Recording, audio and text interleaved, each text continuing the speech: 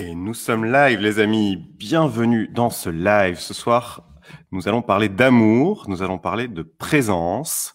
Et voilà, pour m'accompagner dans ce live, je reçois mon ami Laurent Chausson. Je te souhaite la bienvenue, Laurent. Merci Théo, bonsoir à tous et à toutes. Je suis très très heureux d'être ici avec toi Théo et avec toutes les personnes qui nous rejoignent et qui vont continuer à venir. Je n'ai pas tellement l'habitude de partager de cette forme-là, alors je suis très intéressé de cette nouvelle expérience et je sens déjà, comme on en a partagé un peu ensemble Théo avant, qu'il y a voilà, beaucoup de choses qui se préparent au niveau de l'énergie, donc on va passer vraiment sûrement un super moment. C'est ça. Bah, écoute, c'est un vrai plaisir de t'accueillir. Ça fait déjà plusieurs années que j'ai fait ta connaissance.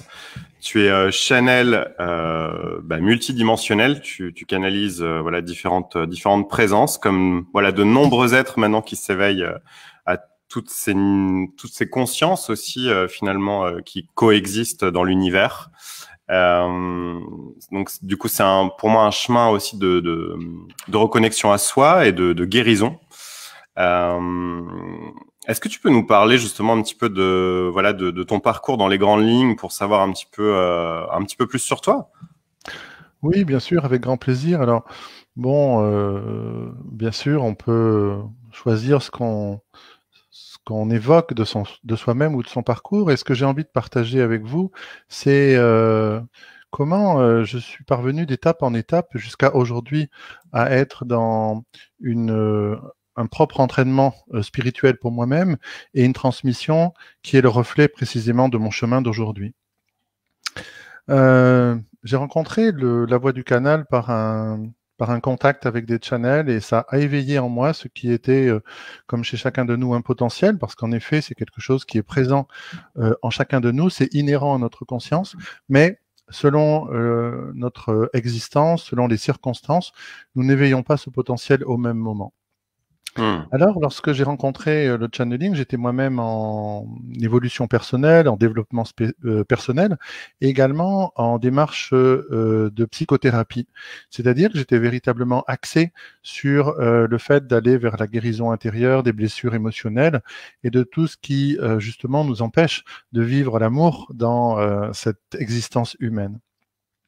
Alors, lorsque j'ai rencontré les guides spirituels qui ont été essentiellement au début les maîtres ascensionnés, j'ai établi avec eux dès le départ, et j'ai envie de partager ça avec tout le monde, une sorte de contrat de coopération, une sorte de contrat de partenariat. C'était il y a 20 ans, on ne parlait pas encore de cinquième dimension et de co-création, mais j'avais considéré qu'en fait, je savais où j'allais vers la recherche du bonheur, de l'équilibre, et j'avais cette immense joie de rencontrer les guides spirituels avec les maîtres ascensionnés. Alors je leur ai proposé ce partenariat de les canaliser pour ma plus grande joie, dans le but que cela me permette d'effectuer plus de croissance intérieure, plus d'unification, mais que cela permette aussi de le faire auprès des personnes qui venaient écouter les messages et les transmissions des maîtres ascensionnés. Et Hmm. lorsque je regarde finalement ce qui a été le début de mon chemin spirituel, ça a été celui d'une manière de ressentir que, d'une certaine façon, c'était moi qui guidais le processus. C'était Hmm. moi qui allais indiquer, y compris à des maîtres ascensionnés, je suis honoré de votre présence, je suis très heureux d'entrer en coopération avec vous et je vous propose à ce que tous ces messages que je canalise, cette énergie, cette lumière, eh bien, elle me profite à venir unifier ce qui en moi, à l'époque, était très fragmenté, était dissocié, était déséquilibré, afin de continuer ce chemin d'équilibre, mais également m'élève vers justement la dimension spirituelle. Hmm. Et il y a dans mon parcours un aspect que j'évoque, que l'on retrouve sur mon curriculum vitae, sur mon site internet, qui est que j'ai relié l'aspect de la construction d'un moi structuré, qu'on appelle l'ego, d'avoir un moi Oui. solide, structuré, sur lequel on peut compter, c'est d'avoir de l'amour propre pour moi-même, d'avoir une bonne estime de moi-même, Hmm. afin de pouvoir, lorsque j'ai commencé à entrer puissamment dans la voie de l'ouverture du cœur et de l'accès aux différents étages de la conscience, qui m'a amené aujourd'hui à la conscience multidimensionnelle, je puisse disposer justement d'une sorte de solidité émotionnelle, mentale, ce qu'on appelle un ego structuré, hein. Hmm. C'est l'ego structuré est quelque chose de tout à fait sain, de tout à fait important pour vivre notre vie individuelle d'être Sûr. humain, Et c'est simplement que j'ai invité cette partie de moi-même à faire le chemin de l'unité. Alors, toutes ces années ont été un chemin où il y a eu l'alternance de la thérapie pendant plusieurs années avec l'ouverture spirituelle. Et c'est vraiment, j'ai vraiment beaucoup aimé cette période-là parce qu'à un moment donné, j'ai perçu que la thérapie n'était plus un besoin que j'avais comme un moyen de sortir de la souffrance et que je pouvais continuer à découvrir, à aller à la rencontre de qui j'étais par le channeling et aussi par le bouddhisme tibétain. Là, je vous reçois dans ma pièce de méditation, dans mon Oui, temple. Et voilà, je suis très heureux parce que c'est là aussi où je fais mes méditations, toutes mes pratiques, où j'effectue toutes les transmissions spirituelles. Donc, merci c'est un pour ça. lieu dans lequel j'ai des ancrages extrêmement forts. Donc, je suis très, très, très, très heureux d'avoir aussi cette opportunité. Et donc, j'ai naturellement relié, en fait, le chemin du bouddhisme, de la méditation, le chemin où j'aspire à réaliser l'éveil du Bouddha Shakyamuni, c'est-à-dire la libération définitive de la souffrance, et en même temps, parallèlement et conjointement, dans des disciplines qui s'interpénètrent, eh bien, la coopération avec les guides spirituels, afin de vivre des expériences d'expansion de conscience et de réouverture des tâches de ma propre conscience.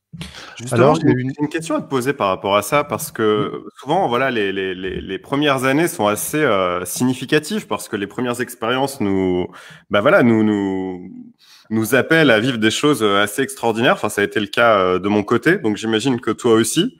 Quels ont été justement les premiers contacts, les premières choses qui t'ont vraiment, voilà, où tu t'es dit, mais qu'est-ce que c'est en fait, enfin, recevoir des messages comme ça d'être, est-ce que je suis pas fou, est-ce que, enfin, qu'est-ce que c'est finalement, est-ce que c'est mon mental, est-ce que c'est des parts de moi, est-ce que c'est, d'où vient ce message en fait, est-ce qu'il vient de l'intérieur, est-ce qu'il vient de l'extérieur, toutes ces questions-là, elles sont légitimes au départ et c'est des expériences en plus très fortes qu'on peut vivre justement. Quel a été justement les premiers messages, les choses qui t'ont le plus interpellé finalement au départ? alors, ce qui m'a le plus interpellé, c'est de sentir la présence des guides spirituels extrêmement forte à travers Hmm. mon canal et avec une grande fluidité. Et après une période de 1 an de mise en contact où j'allais assister moi-même à des séances de channeling, et petit à petit, ce potentiel s'ouvrait naturellement. Et puis un jour, le canal en titre m'a dit, parce qu'il faisait dire un petit mot aux personnes où le guide sentait qu'ils étaient prêts à ouvrir leur canal. Et donc la canal me dit, bon Laurent, un mot. Alors j'étais tremblant, j'étais plein d'émotions. Il fallait se lever, donc je me suis levé. Il y avait 40 ou 50 personnes. Et là, tout d'un coup, j'ai entendu un guide qui disait à travers ma voix, le premier destinataire de tout message est le canal lui-même. Et là, j'ai vu que ça touchait profondément Hmm. le canal par rapport à une compréhension qu'elle allait avoir.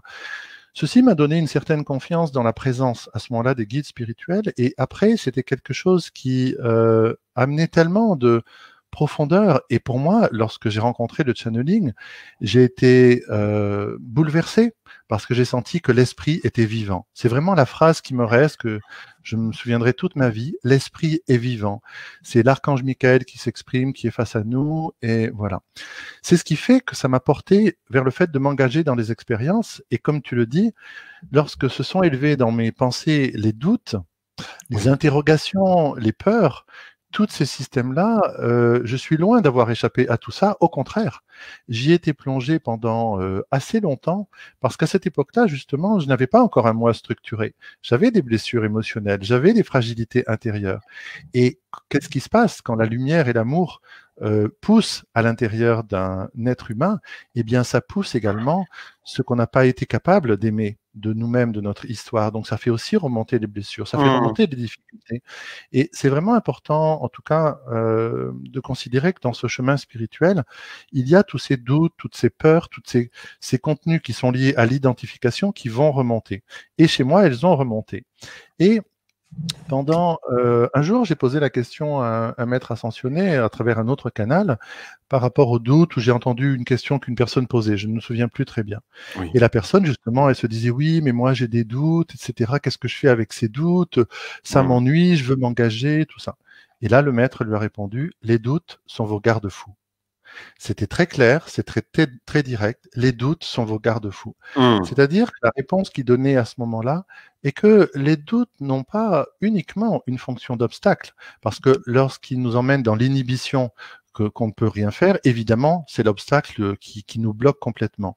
Mais d'une certaine façon, le doute est précisément quelque chose que je trouve qui peut avoir une fonction au début, au milieu, mais également après au bout du chemin.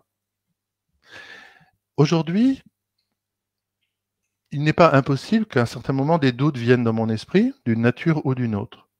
Aujourd'hui, je les accueille comme faisant partie des mécanismes de ma propre pensée, et je les intègre comme faisant partie de quelque chose, d'une partie de moi, d'une tendance de mon esprit, mais d'une façon unifiée qui ne freine pas ou qui n'empêche pas le processus de channeling ou de transmission. Parlons-en justement. Qu'est-ce qui fait qu'à un moment donné, sur le parcours de quelqu'un qui s'ouvre finalement à sa multidimension, parce qu'il est bien question de ça aussi ce soir, qu'est-ce qui fait qu'à un moment donné, justement, on trébuche, parfois même on tombe. Alors certains parlent de nuit noire de l'âme, on parle de flammes jumelles, on parle de plein de choses en fait qui sont très fortes aussi sur le chemin. Qu'est-ce que c'est finalement qui fait qu'on arrête de croire justement il y en a qui disent ouais mes guides m'ont abandonné, je capte plus rien, c'est la traversée du désert, etc. Alors c'est le moment de te raconter une partie de mon histoire où il y a une période de ma vie où je canalisais, mais justement avec beaucoup de reconstruction qui était encore à faire pour moi-même en tant qu'être humain dans cette vie-ci. Et puis j'ai rencontré un grand bonheur de ma vie qui était l'amour, dans une autre personne. Alors, c'était un amour qui avait été organisé par Jésus. Donc, j'avais demandé à Jésus de rencontrer la personne. Il me l'a fait rencontrer 3 mois plus tard. On s'est engagé à vivre ensemble le lendemain de la rencontre. Et ça fait aujourd'hui à peu près 20 ans. Wow. Et donc, c'est le Maître Jésus qui a créé la rencontre de l'amour. Je me suis dit, après tout, il faut demander à celui qui est le spécialiste de l'amour. Et j'ai aucune éducation religieuse ni catholique, mais je me suis dit, Jésus, là, je le sens bien.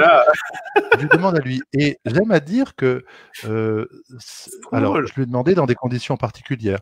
J'étais très triste de vivre la solitude affective, des histoires sans lendemain, et je voulais vraiment vivre une vraie histoire d'amour avec quelqu'un qui corresponde, justement, tu vas voir, c'est intéressant, Théo, à ce dont j'avais besoin. Et donc, je me suis dit, le spécialiste de l'amour, c'est Jésus. Et donc, j'ai exigé de Jésus qu'il me fasse rencontrer la personne. Mais quand je dis j'ai exigé, c'était pas du contrôle, c'était pas l'ego. C'était une partie de moi qui reconnaît que de naissance divine, nous avons droit au bonheur, comme je la reconnais chez chacun d'entre nous. Donc, j'ai dit à Jésus, de cette absolue certitude que de naissance divine, j'ai droit au bonheur, je t'intime de me faire rencontrer l'être que j'ai besoin de rencontrer pour être heureux.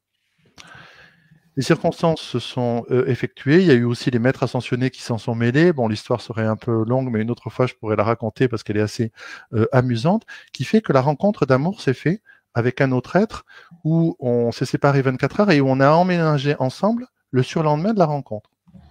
Et on a vécu ensemble. Mais oui, puisque c'était Jésus qui nous a fait rencontrer. Alors bien sûr, nous avons vécu quelque chose que tout le monde connaît, c'est-à-dire au bout d'un moment, la difficulté de partager son territoire. C'est ça. Les engueulades parce qu'il y en a un qui n'a pas passé l'aspirateur alors que l'autre était parti au travail. Classique. Voilà, la vie du couple où, par essence, l'ego doit lâcher du terrain. Si on ne veut pas que notre ego y soit embêté, on reste célibataire. Alors notre ego, il fait ce qu'il veut, quand il veut, sur son territoire, dans son domaine. Mais je crois que lorsque nous aspirons à former un couple, à vivre l'amour avec un homme, avec une femme, ou il y a aussi d'autres modèles qui existent, hein, c'est vraiment intéressant de ne pas se mettre de limites sur ce qu'est l'amour. Sure. C'est parce que nous avons décidé qu'il y avait dans l'amour avec une autre personne, une personne privilégiée, quelque chose de plus que nous pouvons construire ensemble que si nous restons seuls. Alors ça, c'est vraiment un choix personnel, mais nous devons comprendre que aucun de nous n'est obligé de former un couple. Il n'y a aucune règle. Aujourd'hui, nous sommes au XXIe siècle où nous avons la liberté, ça n'est plus imposé par nos familles qui mariaient les gens avant, etc. Toutes les générations avant ont connu ça avant nous. Nous sommes dans une époque où nous avons le choix d'aimer qui on veut. On a beaucoup de choix d'ailleurs. On a même limite peut-être trop de choix, alors qu'avant on n'avait pas le choix, c'est vrai. Hein. voilà, et faire le choix d'aimer quelqu'un et de construire une relation privilégiée, c'est faire un choix conscient. Et c'est ce que j'aurais envie de dire en premier, c'est de nous dire lorsqu'on sent qu'on souffre parce qu'on est on est seul, on aimerait rencontrer une autre personne, euh, c'est de se dire, ok, je dois monter en conscience. Je dois avoir la conscience que en allant vers l'autre et en proposant de construire quelque chose à deux, c'est le territoire de mon ego que je vais mettre en retrait au bénéfice pour pouvoir vivre quelque chose d'autre. Et lorsque nous devenons conscients de ça, nous pouvons nous dire que, bien sûr, nous avons envie de rencontrer quelqu'un qui porte certaines valeurs, avec lesquelles nous partageons des valeurs. Nous avons tous des idées assez précises. J'ai une petite histoire amusante d'ailleurs à raconter d'un maître ascensionné à ce sujet-là qui devrait te plaire, Théo, et à nos amis aussi. Euh,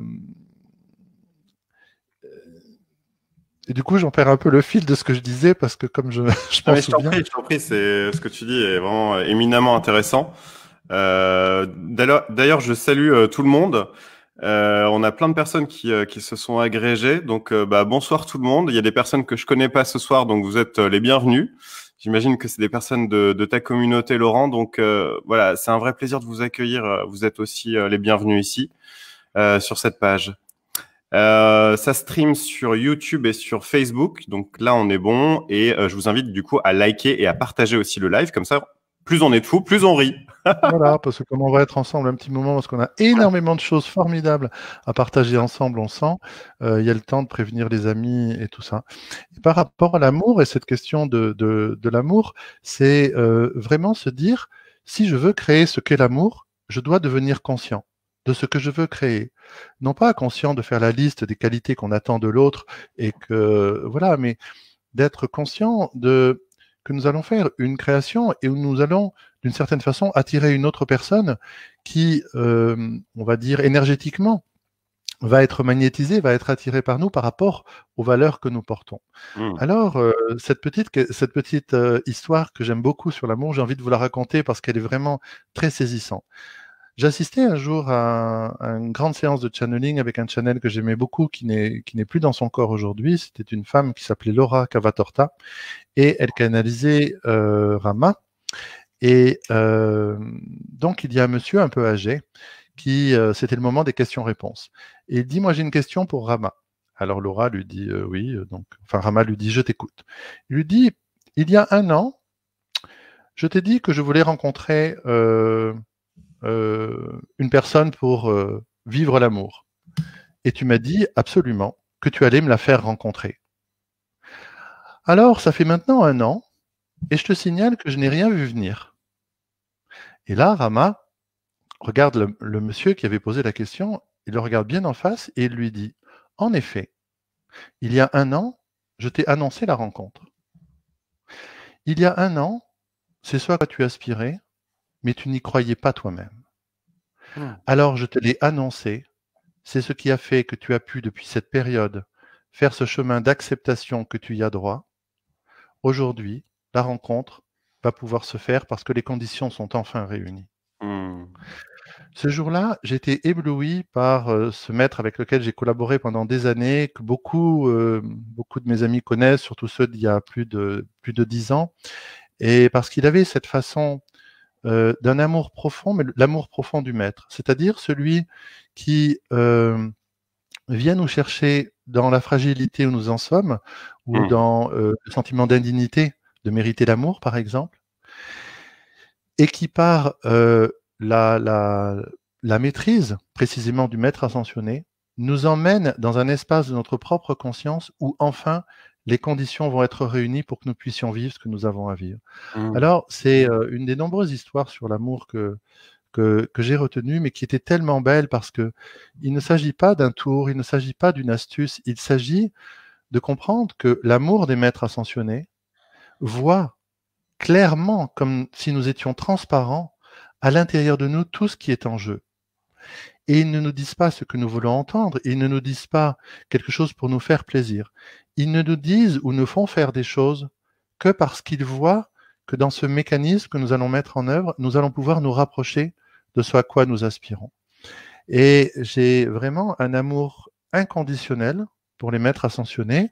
Alors bien sûr, pour les autres familles aussi, qui sont les anges, les archanges et aujourd'hui les familles galactiques, mais l'amour des maîtres ascensionnés par le fait qu'ils aient pris corps dans un corps physique et qu'ils aient connu comme nous les émotions, les pensées, et beaucoup de transmutation de tout ce système est quelque chose de très touchant. Et c'est amusant, Théo, parce que après des années où je suis maintenant principalement avec les familles galactiques et quelquefois les familles archangéliques, il y a un maître ascensionné, celui qui m'a formé au niveau de mon canal, qui est le maître tibétain Jwalkul, qui revient et qui commence à partir de samedi à donner cette année à travers mon canal 12 initiations et qui a même parlé de notre relation avant. Donc il y a quelque chose de très intime qui se remet en route et qui est l'amour des maîtres. Alors je porte dans mon essence l'enthousiasme et l'amour des maîtres et j'invite tout le monde à demander à tous les maîtres ascensionnés que vous connaissez de vous soutenir pour vivre l'amour, pour transformer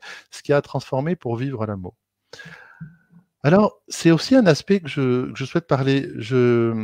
J'ai beaucoup travaillé en thérapie et en psychothérapie. Grâce à ça, j'ai apaisé des blessures, j'ai construit un moi structuré. Mais véritablement, j'ai découvert au niveau du canal et de la connexion avec les maîtres ascensionnés notamment, mais des êtres non physiques notamment, des moyens extrêmement puissants, extrêmement intégrés de pouvoir éveiller justement différents étages de l'amour en soi, différents niveaux d'amour. C'est pour ça que j'ai pris la liberté, Théo, sur ma page Facebook, de changer de titre. J'ai décidé que le titre qui me plaisait, c'était amour humain, amour galactique et amour divin. Alors voilà, on est exactement dans le sujet. Est-ce que tu pourrais nous parler justement de ces différents niveaux d'expression de l'amour? Comment est-ce que ça se vit justement l'amour? Alors certains parlent de Eros, Philae, Agapé. Voilà, je sais qu'ils sont pas tant dans la verticalité parce que l'univers est pas forcément vertical comme sur Terre. Comment ça fonctionne en fait l'amour du point de vue cosmique, du point de vue galactique? Est-ce que tu peux nous en parler un petit peu? Avec grand plaisir, parce que justement, Alpharet, le guide d'Andromède, nous sommes aujourd'hui mercredi, en a parlé hier soir. Donc c'est vraiment d'actualité, c'est vraiment intéressant. Et les Pléiadiens également, ils ont parlé de l'amour. J'ai juste envie de partager, puisqu'on part de l'amour humain pour aller vers quelque chose d'autre perspectives. Si on regarde un petit peu ce que c'est, ce qu'on appelle l'amour humain, nous connaissons la passion, nous connaissons le désir, nous connaissons le cœur qui bat, nous connaissons cette façon où on pourrait déplacer les montagnes, on n'a plus peur de rien lorsqu'on aime et on se sent aimé. Et voilà, nous avons tous connu cela, ou nous souhaitons tous que quelqu'un ait connu cela, parce que c'est vraiment une dimension précieuse de la vie humaine, très enthousiaste et qui, d'une certaine façon, imprègne ensuite tous les domaines de la vie. Nous voyons bien que quand nous sommes amoureux, ah ben à ce moment-là, tout va bien. Même notre patron qui est un peu dur, on le trouve formidable. Enfin, tout glisse, tout coule, et nous rendons compte que nous avons un amour, une compassion pour tous les êtres sans aucun effort. Alors là, vraiment, nous découvrons que lorsque nous sommes en amour avec le monde tout entier. On pourrait faire l'amour avec les arbres, la nature, sans arrêt. C'est vraiment formidable. Et puis, au-delà de ce moment de passion qui ne dure jamais, la lune de miel ne dure jamais plus que quelques lunes, alors le temps diffère selon les personnes, afin justement que puisse se révéler progressivement ce que peut être l'amour. Un jour, j'ai entendu une définition de l'amour qui m'a beaucoup touché parce que je n'avais pas pris conscience de ça. J'ai entendu quelqu'un qui disait « L'amour, c'est essayer de tout réunir pour rendre l'autre heureux. » Et quand on pense que quand on veut former un couple, on se dit alors moi je veux qu'il soit comme ça, je veux qu'il fasse ça, je veux qu'on fasse ça, je veux qu'il ait ses qualités, que je lui apporte ses qualités, etc.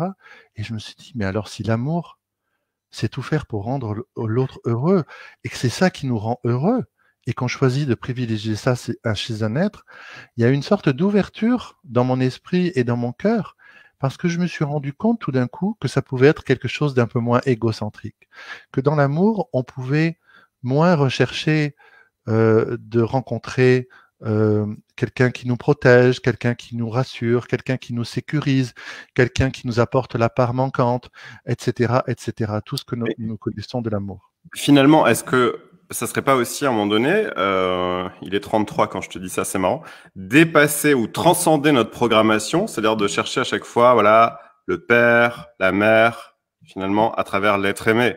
Est-ce que ça serait pas transcender justement notre programmation pour aller vers quelque chose qui nous rende libres, finalement, un amour qui nous rende libres? L'idée est très intéressante, surtout l'idée de la transcendance. Parce que quand on parle de transcendance, ça sous-entend qu'on a l'impression qu'on va jamais arriver au bout de la dualité des souffrances, des émotions, et qu'on se dit, si peut-être la transcendance peut nous amener à élever tout ceci à un autre niveau où il y a peut-être de l'unité, de l'amour et de la joie.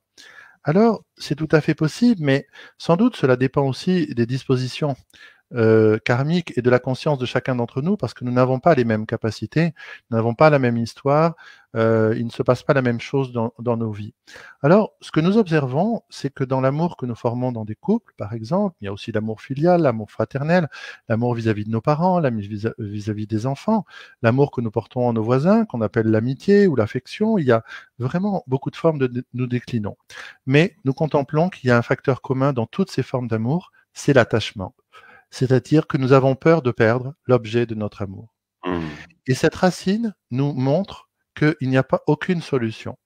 Tant que nous sommes dans la peur de perdre, quand nous sommes dans l'attachement, cela signifie que nous sommes dans une forme d'amour qui est une façon de nous sécuriser par rapport à la peur de ne plus exister, par rapport à la peur de ne plus avoir d'ego. Et d'une certaine manière, une personne à qui on dit ça pourrait dire oui, mais voilà, ça c'est la condition humaine, c'est ce que tout le monde vit, c'est comme ça. Dans un couple, ben, il y a des bons moments, il y a des mauvais moments, c'est comme ça. Donc chacun, bien sûr, est libre de le ressentir au degré où il le ressent. Mais quand on parle de transcendance et quand on fait un chemin spirituel et qu'on observe ça, on se dit, mais moi, mon aspiration du fond de mon cœur, je sens qu'il est possible de vivre un amour qui ne soit plus relié à la souffrance, de vivre un amour qui soit quelque chose de heureux, de stable, de serein et d'équilibré. Et à ce moment-là, je crois que nous commençons à nous tourner au niveau du chemin spirituel vers une définition de l'amour plus large. D'une certaine façon, nous commençons à ouvrir notre vision. Nous disons, bon, je suis un peu ignorant du sujet, mais j'ouvre ma conscience et les rencontres à l'univers, à des stages, à des synchronicités, etc., pour aller à la rencontre de ce que peut être cet amour qui n'est plus une souffrance, qui n'est plus l'attachement, qui n'est plus la peur de perdre. Alors, depuis quelques années où je canalise les familles galactiques, principalement les Pléiadiens. On les salue ce soir. Oui, bien sûr. Un guide andromédien et aujourd'hui les Arcturiens, à plusieurs reprises, et Alpharet encore hier soir, a indiqué qu'il nous accompagne dans l'ouverture du cœur. Mais que ce que nous appelons l'ouverture du cœur, et qui est relié à ce qu'on appelle l'amour, est relié essentiellement à, on pourrait dire, au modèle ou l'expérience que nous pouvons vivre de l'amour inconditionnel par la venue de Jésus il y a 2000 ans. Hein. L'amour inconditionnel, c'est le fait de garder le cœur ouvert, quelles que soient les circonstances. Hein. C'est un chemin, je pense, finalement. Parce qu'on a tellement... C'est un chemin, finalement, aussi, qu'on parcourt d'ailleurs à travers différentes vies. Parce que l'amour, on le vit pas que sur ce plan, on le vit sur d'autres plans. Et je pense qu'à un moment donné, voilà, on se rend compte que finalement, vivre toujours protégé, voilà, derrière nos protections, c'est pas une vie, quoi. Ça nous alourdit. Effectivement, ce qu'il est venu nous montrer, c'est que c'était possible, en fait. Nous montrer que c'est possible. Et quand chacun de nous suit la piste, on va dire la plus simple qu'il nous a montré, c'est l'amour inconditionnel, c'est-à-dire l'amour qui ne pose aucune condition à une personne, à une situation. L'amour qui rend libre. L'amour qui rend libre. L'amour qui rend libre totalement.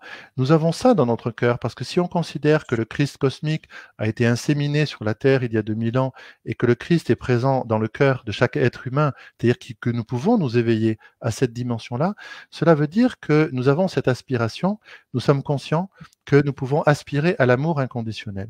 Et c'est vraiment précieux, parce que ça nous guide vers une aspiration très ultime, tu parles de transcendance, c'est-à-dire de quelque chose qui nous échappe, qui nous dépasse, et cependant où nous avons confiance que nous pouvons peut-être en faire l'expérience de cette vie humaine.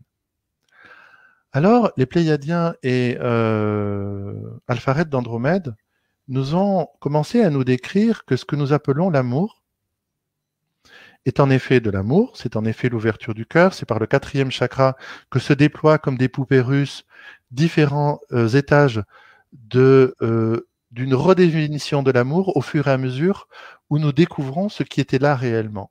Et les guides galactiques nous disent ce que vous nommez l'amour est simplement des paliers, des degrés successifs de réintégration de parties de votre propre conscience dont vous êtes séparés, dont vous êtes sentis séparés.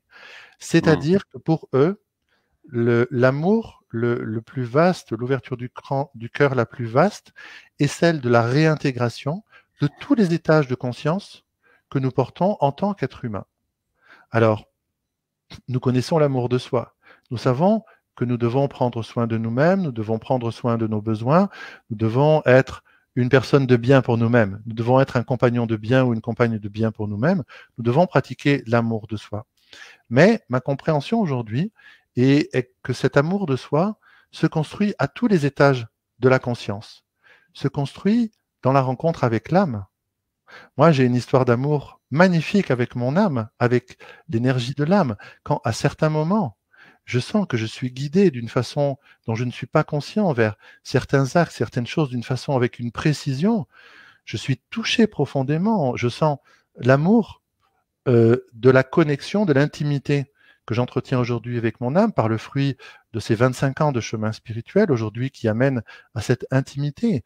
Mais lorsque je reconnecte ma conscience galactique, je ressens l'amour aussi d'une fréquence galactique, etc., des guides spirituels. Alors, nous sommes invités, justement par rapport à la multidimensionnalité, à considérer que chaque pas que nous faisons dans la possibilité de nous réunifier, de défragmenter une partie dont nous étions séparés, de nous sentir plus entiers, est vraiment une ouverture du cœur, est vraiment une libération, justement d'une liberté d'être qui on est profondément, qui on a toujours été, mais qui était masqué, et que le véritable amour, profondément, il est intérieur, c'est-à-dire que c'est la réintégration des différents étages de notre conscience.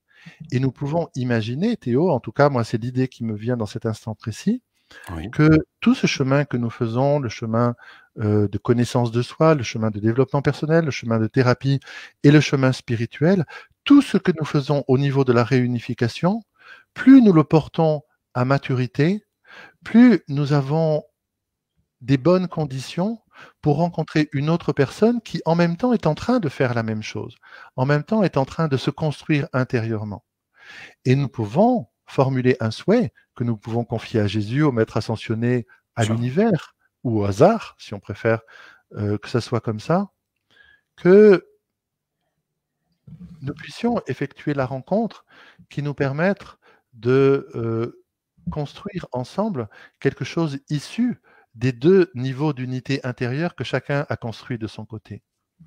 Et de cette façon-là, on n'est plus à attendre, on n'est plus en train d'attendre dans la rencontre avec l'autre qu'il soit le plus beau, le plus gentil, le plus généreux, le meilleur amant, la meilleure maîtresse, etc., ou le plus spirituel, etc. On fait confiance que ce à quoi on aspire, c'est à rencontrer un être qui s'est construit au même degré où nous nous sommes construits et qui aspire à continuer à se construire. Alors, l'amour m'apparaît aujourd'hui quelque chose à la fois d'extrêmement vaste, presque d'illimité, parce qu'il s'agit de conscience et des tâches de conscience que nous sommes invités, que nous faisons chaque jour, que nous réintégrons à l'intérieur de nous, et en même temps, c'est quelque chose de très concret, c'est quelque chose de très placé dans l'instant présent. Là, en ce moment, dans l'invitation que tu m'as faite, celle à laquelle j'ai répondu, et la présence de vous tous avec nous deux maintenant, nous sommes en train de créer une histoire d'amour. Cette histoire d'amour, c'est que nous nous sommes sentis attirés, nous nous sommes sentis inspirés par une fréquence, par un titre, par une énergie, par une invitation. Et ce que je crois aussi profondément, je crois que j'ai envie de le partager très rapidement. Je t'en prie. C'est que, alors, c'est juste un pressentiment, c'est un ressenti, c'est quelque chose qui me vient depuis 1 an seulement.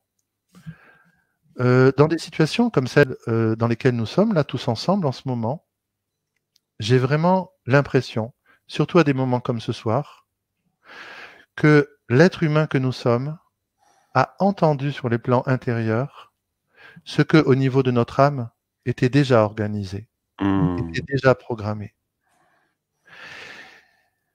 Ça me touche beaucoup parce que ça me fait ressentir que nous sommes déjà connectés avec notre âme. Nous sommes toujours connectés avec notre âme. Mais bien sûr, nous ne sommes pas toujours conscients, nous ne décryptons pas toujours. Mais il y a des moments, ce qu'on appelle peut-être des formes de synchronicité très particulières, où lorsque nous sommes véritablement, nous sentons une puissance, une force intérieure qui est là, nous nous disons, c'est quelque chose qui a été orchestré par justement notre transcendance, ce qui transcende l'amour humain, et que nous avons entendu, sans nous en rendre compte, nous avons eu la bonne idée, nous pourrions dire, de nous retrouver ce soir pour être ensemble. Et je crois profondément de plus en plus, et c'est un ressenti intime, mais je crois de plus en plus, que plus nous sommes connectés à cet aspect de notre conscience qui n'est pas identifié à l'être humain que nous sommes, bien sûr en manifestation, plus nous nous laissons guider pour être dans une création de notre vie qui n'est plus une programmation mentale, qui n'est plus des projections d'attente ou d'images de soi, d'avoir un certain mode de vie à un certain endroit avec une certaine personne.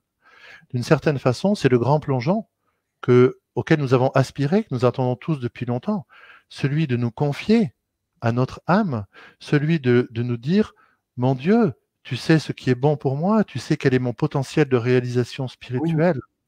Mets-moi dans les bons pas, mets-moi sur les bons sentiers, mets-moi dans les bonnes pratiques, dans les bons stages, dans les bonnes rencontres, pour que je puisse, en tant qu'être humain que je suis, Théo Friand, Laurent Chausson, accueillir ce courant de conscience transcendant parce qu'il s'agit de la conscience d'en haut, de l'âme, le moi supérieur, le soi galactique, et d'être le témoin enthousiaste et exalté. Moi, je suis un peu exalté parce que je sens l'énergie qui passe quand je parle.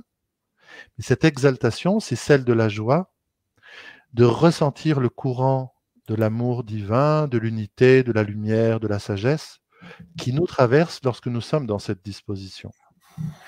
J'ai lu, il y a peu de temps, la définition du mot enthousiasme. Et l'enthousiasme, au niveau des racines grecques, je crois, signifie être pris par le souffle de Dieu. Être pris par le souffle de Dieu. Comme quand, lorsque nous sommes vraiment dans un enthousiasme où il n'y a plus en nous un observateur qui est en train de contempler une certaine image de ce que nous donnons à voir, à ce moment-là, nous ne faisons qu'un avec Dieu, nous ne faisons qu'un avec l'âme, nous ne faisons qu'un avec l'univers. Nous pouvons l'appeler comme nous voulons. Tout ceci ne sont que des concepts. Par contre, l'expérience que nous vivons, ça c'est quelque chose dont nous sommes le témoin et chacun de nous sait exactement ce qu'est l'enthousiasme et quand il est dans l'enthousiasme. Et il sait que cela lui procure de la joie. Mon invitation pour moi-même, que je me suis faite à moi-même il y a de cela un certain temps, mais que je fais à chaque personne, c'est ma confiance que chacun de nous peut trouver sa propre connexion sur les plans intérieurs, pas dans des modèles extérieurs, mais sur les plans intérieurs, qui lui permettent justement de générer une joie qui vient de l'intérieur, libre des modèles, d'un enthousiasme, ce qu'on appelle notre vérité. Nous sommes en contact avec notre vérité, et de ne plus avoir peur d'offrir en partage notre vérité à ceux que ça intéresse. Sure. Je ne cherche absolument pas à convertir tout le monde au channeling multidimensionnel ou galactique. Ça n'a aucun intérêt. Par contre, je rayonne de cette vérité, comme toi tu rayonnes de ta vérité, Théo, et beaucoup de nos amis aussi ce soir aussi sont dans cette voie-là. Et cela signifie que nous n'attendons plus une gratification, une reconnaissance ou une approbation. Et c'est là aussi le grand saut de cette année, enfin de ces 2 années, 2020 ou 2021. Nous sommes laissés face à notre responsabilité. Nous sommes des adultes. Nous devons assumer nos décisions de comment nous créons notre vie. Et si nous faisons un chemin spirituel comme beaucoup de nos amis qui sont là ce soir, cela signifie que nous avons confiance, que nous sommes un être humain, bien sûr, avec une vie qui est finitude quand le corps physique va arrêter de vivre, mais nous sommes plus que cela. Et si nous donnons à cette partie de nous que nous appelons plus que cela, que cet être humain, la possibilité de se faire connaître à nous-mêmes, de rayonner et d'avoir une forme de créativité, alors nous pourrons peut-être retrouver dans notre vie l'enthousiasme. Et d'une certaine manière, je crois que cela nous amène aussi à une forme de renoncement, entre guillemets, à ce que l'extérieur nous encourage, à ce que l'extérieur nous apporte une façon de nous dire qu'est-ce qui est bon pour nous, là où on doit trouver notre enthousiasme. Parce que si nous considérons que l'enthousiasme est issu de la connexion intérieure de chacun d'entre nous, nous n'avons aucun autre choix, c'est même que nous le voulions ou pas, que d'aller à la rencontre de cette connexion intérieure. Et lorsque le contact est fait et qu'il s'amplifie, à ce moment-là, c'est comme une étincelle. Il y a la joie intérieure qui s'embrase. Il y a des paroles, une forme de créativité, des élans, des idées, une aspiration à faire une formation, à aller dans un endroit, à rencontrer des gens. Là, c'est l'enthousiasme qui cherche à passer à l'extérieur. Et je crois qu'à ce moment-là, nous pouvons dire que lorsque nous sommes pris par cet enthousiasme et que nous commençons à le laisser rayonner à l'extérieur, je crois que nous sommes l'amour en présence. Nous sommes l'amour de notre propre connexion. Et nous allons attirer à nous des personnes qui sont très intéressées. Et une personne peut nous dire, mais je ne sais pas comment tu peux avoir cette pêche ou cet enthousiasme. Moi, tu sais, les E.T., les galactiques, les archanges, c'est pas mon truc. Moi, j'ai été vacciné par la religion. Faut plus m'en parler au moins dans ma vie. Ça, c'est terminé. Mais chacun d'entre nous peut faire ce chemin d'aller se connecter avec, j'aime bien dire, ce qui est plus que ce corps physique, ce que nous sommes plus que cet être humain.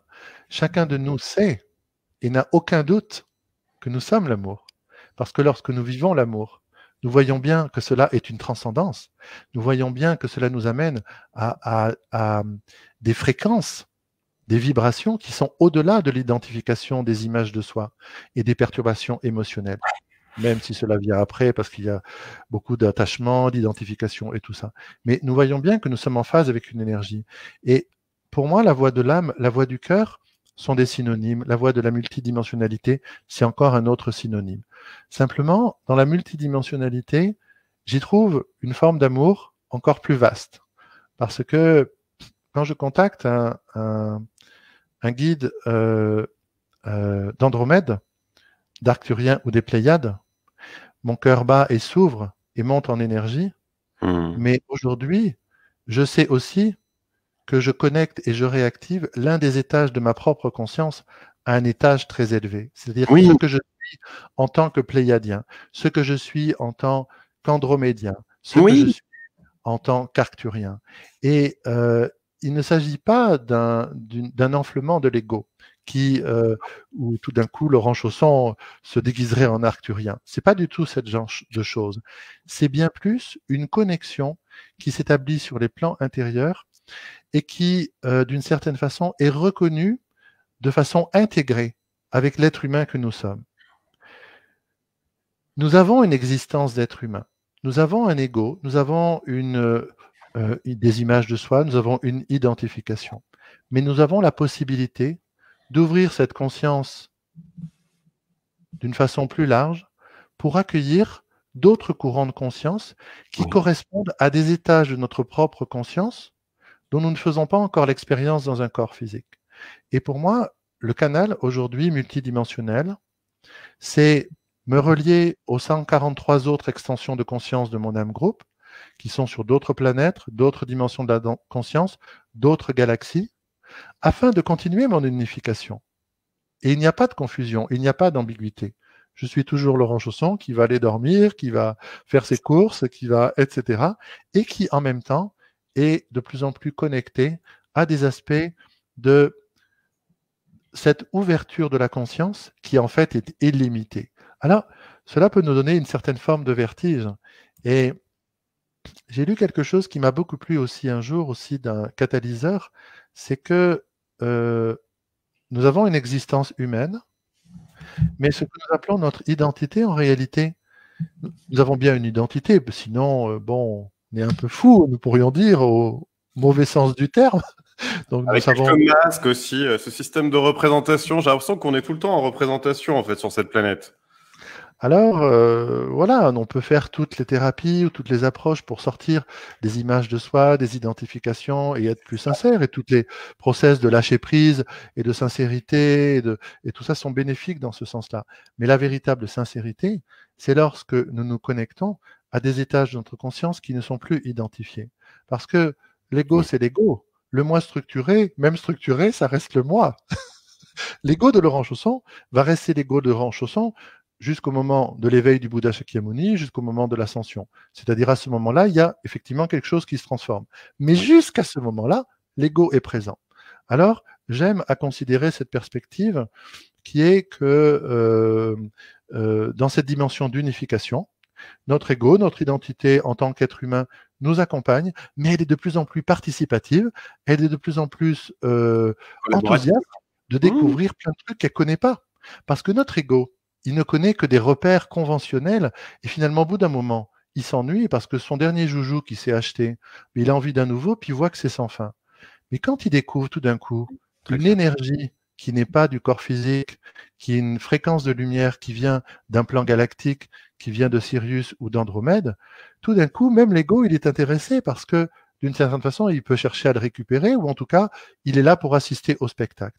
Alors, je crois vraiment qu'on peut entrer dans cette forme d'amour de plus en plus élargie, comme des systèmes de poupées russes, mais Oui. fondamentalement, je crois que par rapport aux problèmes que nous avons de l'humain qui veut vivre l'amour libre d'attachement, hein, puisqu'on sait que c'est une souffrance avec cette peur de perdre, tant que nous n'avons pas ouvert dans notre cœur une dimension spirituelle de l'amour, il va être difficile de la mettre en œuvre avec notre conjoint, avec notre conjointe, avec la personne avec qui nous souhaitons avoir une relation privilégiée.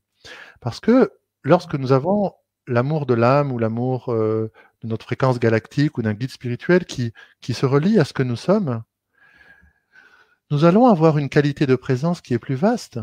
Au lieu de sauter de façon réactive sur l'autre qui nous reproche quelque chose que nous considérons de façon injuste, Mmh. nous allons accueillir des choses en prenant un peu de temps, en disant, tiens, c'est comme ça que lui le vit. C'est comme ça que lui le vit. Et c'est pour ça. Donc, nous allons entrer dans une forme d'intelligence du cœur. Mais l'intelligence du cœur est quelque chose qui ne se fabrique pas. Ça ne peut pas être factice. Ça peut être quelque chose qui se révèle.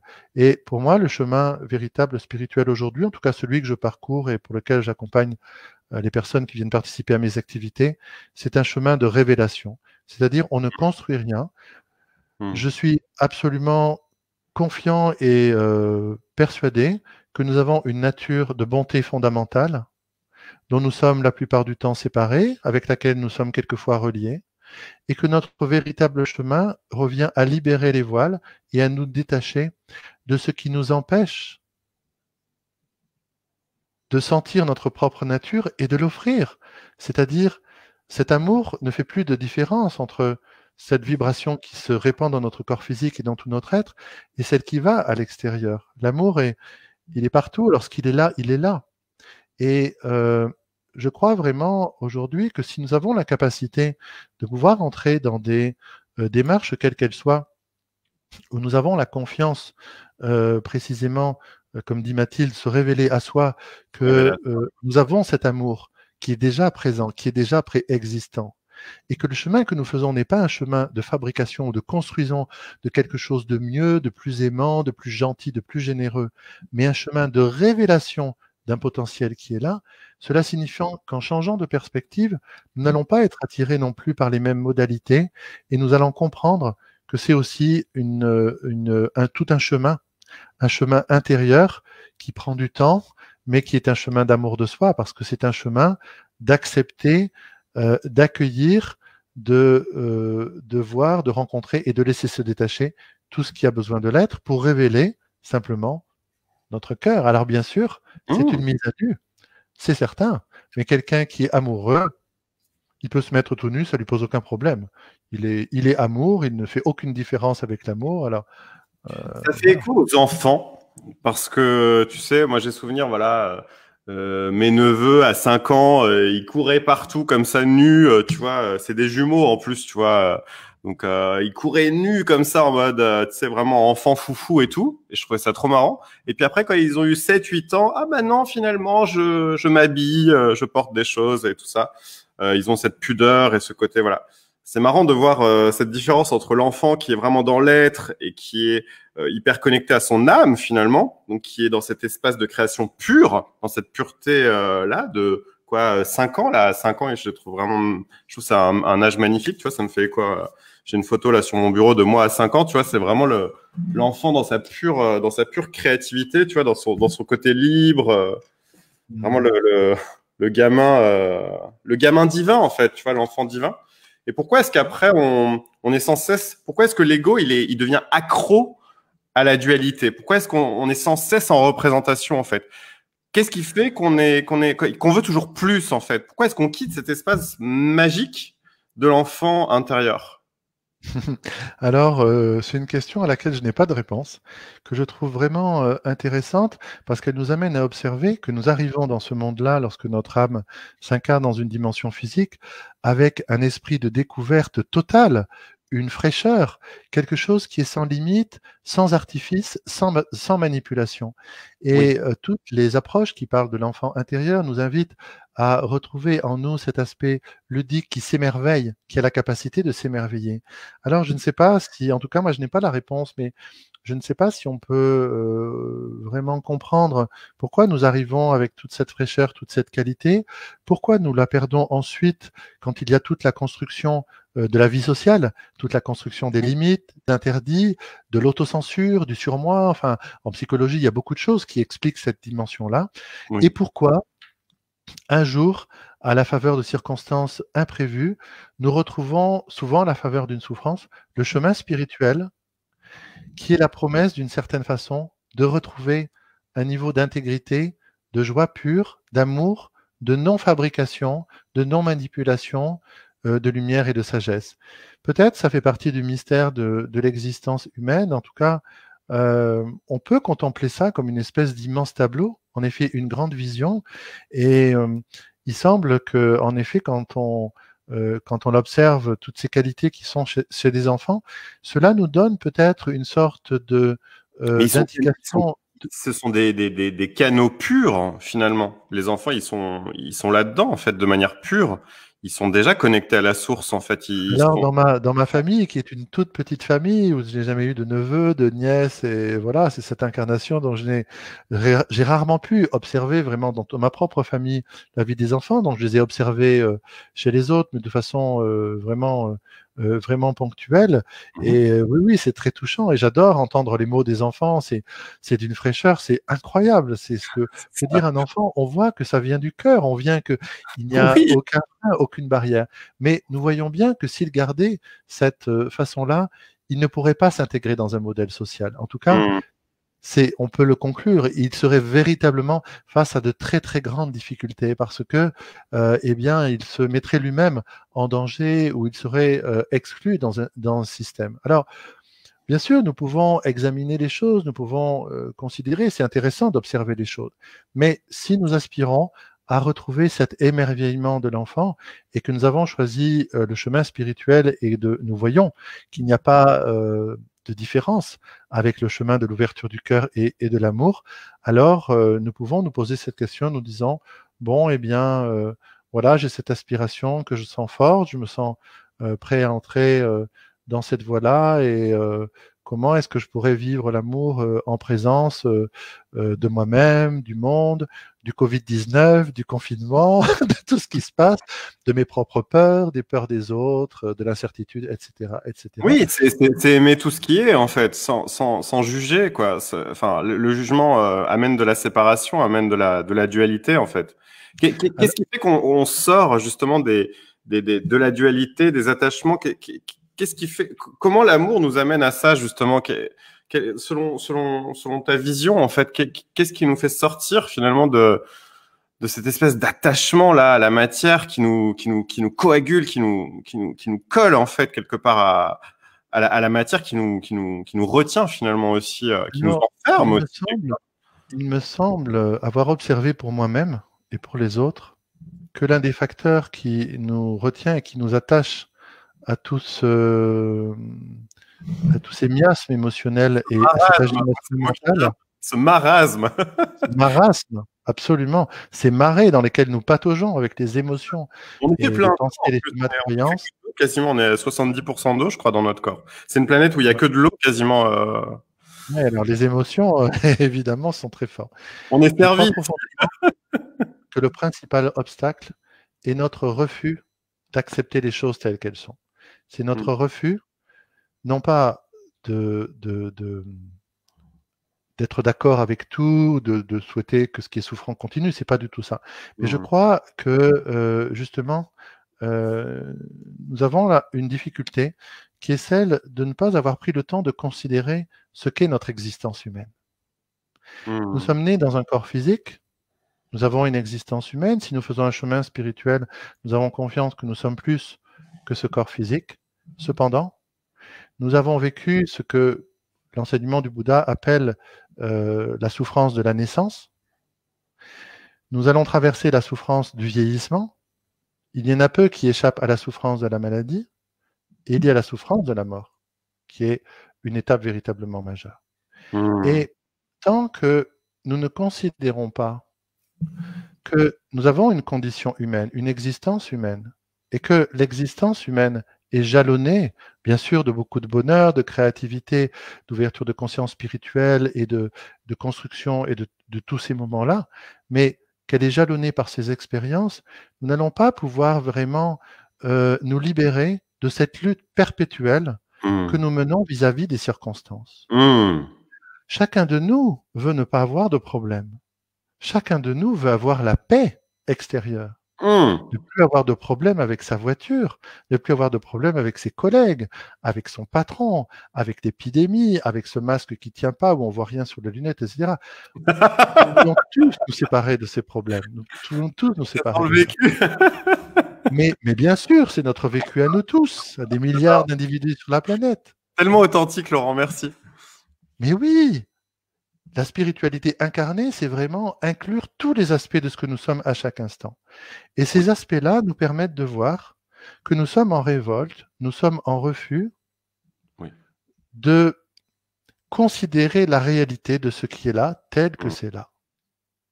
Nous refusons d'être malades, nous refusons de vieillir, nous refusons qu'il y ait une épidémie. Dans l'histoire humaine, ça s'est passé de multiples fois et ça continuera. La peste noire, par exemple. Ça a fait des millions de morts à l'époque. On a oublié. Voilà, par exemple, ou ça peut être d'autres choses. Voilà, il peut y avoir des séismes planétaires. Il peut y avoir des cracks économiques. Bon, tout peut se passer parce que nous sommes dans une vie qui est gouvernée par le changement, ce que le bouddhisme appelle l'impermanence. Mais si ce terme nous paraît un peu bizarre, nous pouvons appeler le changement. Et nous voyons que tout change tout le temps. Les saisons changent tout le temps. Et un arbre ne fait aucun drame lorsqu'il perd ses feuilles. Non. Alors, ceci peut apparaître comme une pas très bonne nouvelle, parce qu'on était plongé dans l'enthousiasme de l'amour, du cœur multidimensionnel, de l'expansion, et puis tout d'un coup... on voulait figer ça, on voulait rester là-dedans. On voulait figer ça. On voulait se dire maintenant, je ne veux plus vivre que dans l'amour andromédien, arthurien, pléiadien, de mon âme, avec Théo Friand, avec Laurent Chausson. Ils sont vraiment trop formidables. Et puis tous les amis spirituels qui sont là, on va rester tous ensemble, on va vivre ensemble, on va fonder une communauté. On va former une communauté, c'est ça? Voilà. J'adore. Et cependant, nous n'avons résolu à aucun moment le problème d'accepter les choses telles qu'elles sont. De les accueillir dans la réalité, de les accueillir dans la réalité de comment elles apparaissent, comment elles se manifestent. Si on se demande, par exemple, comment se sentir plus en paix avec toute l'anxiété individuelle et collective que nous avons vis-à-vis justement de l'épidémie, nous sommes dans un niveau de stress psychologique, d'inquiétude, d'anxiété qui remonte à la surface de notre conscience depuis plus d'1 an maintenant. C'est des niveaux dont chacun de nous étant dans un corps physique aujourd'hui et vivant n'a jamais expérimenté vraiment. Nous n'avons jamais fait cette expérience. C'est sans précédent. Et il semblerait que si nous développons la ressource de pouvoir faire l'expérience, de relâcher cette lutte incessante pour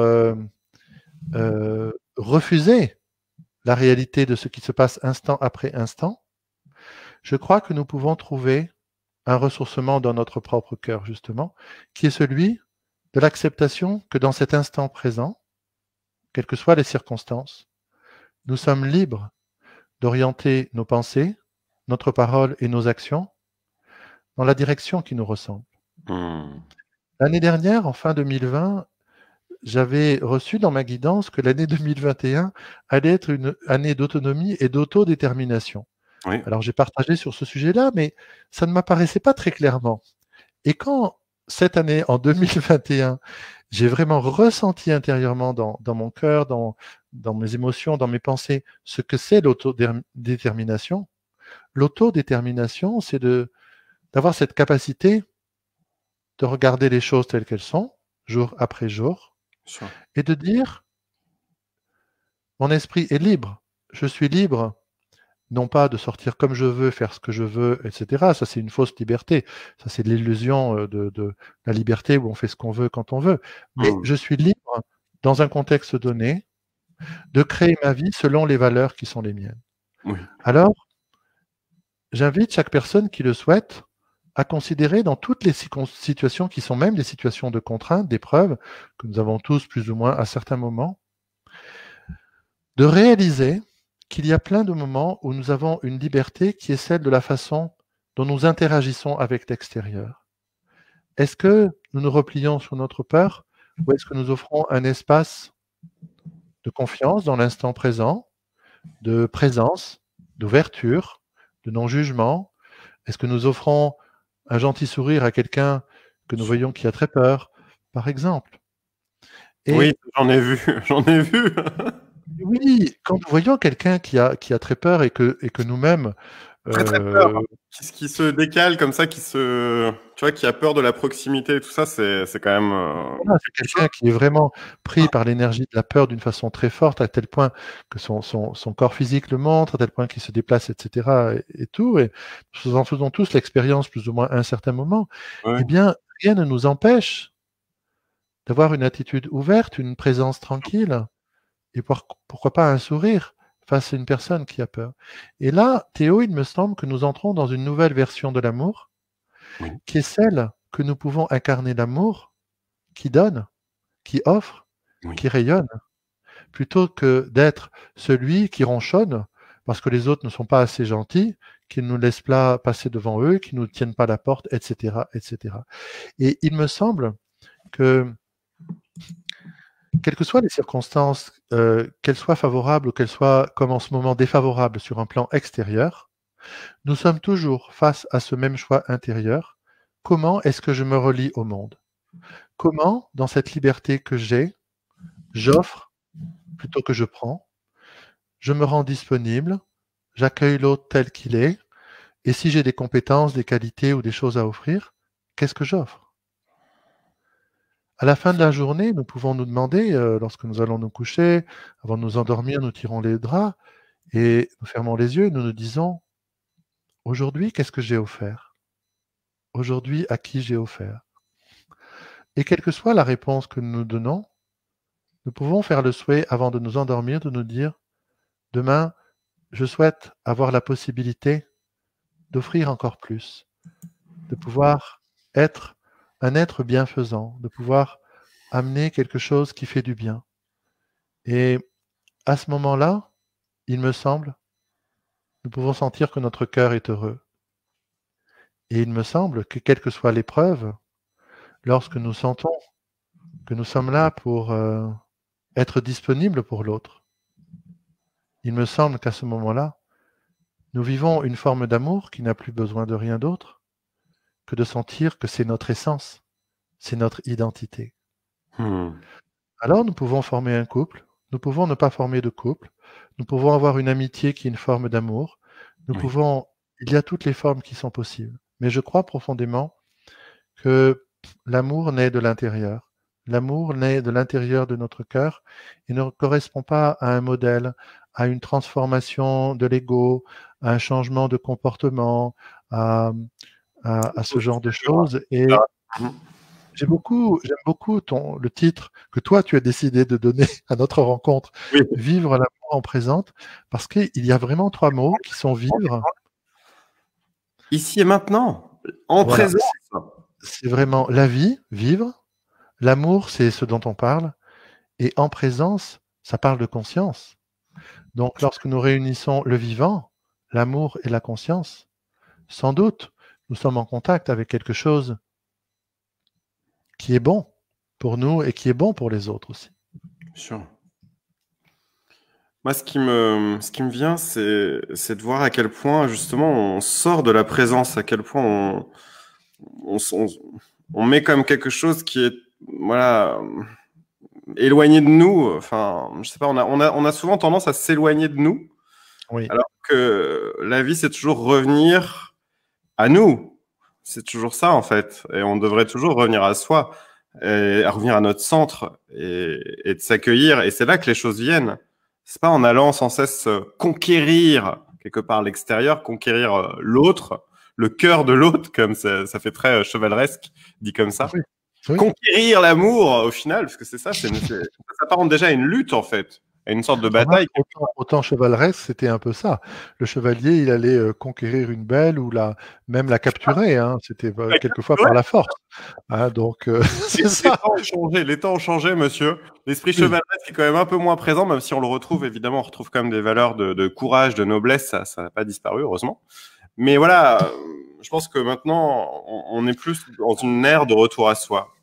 Oui. Alors, il me semble que pour que nous ne soyons pas trop déprimés, en voyant à la fois le pinacle de cet amour magnifique que nous pouvons atteindre, mais en voyant à quel point nous pouvons nous en sentir éloignés, nous ne devons pas être déprimés.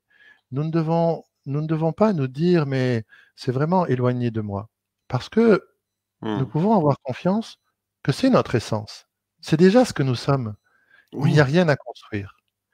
Et cela doit nous donner une ressource indestructible sur le chemin, Hmm. afin précisément de traverser des nuages, des émotions, des pensées, des expériences de vie telles que celles du virus en ce moment, par exemple, c'est un exemple, mais il y en aura d'autres expériences de vie, C'est sûr.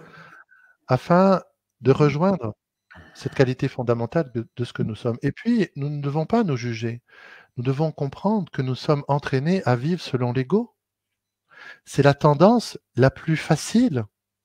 Si nous sommes paresseux, nous nous laissons aller dans l'ego, c'est la voie la plus facile. Il n'y a aucun effort à faire. C'est vraiment très facile. Si nous voulons, comme tu dis, revenir à soi, tous les moyens sont bons.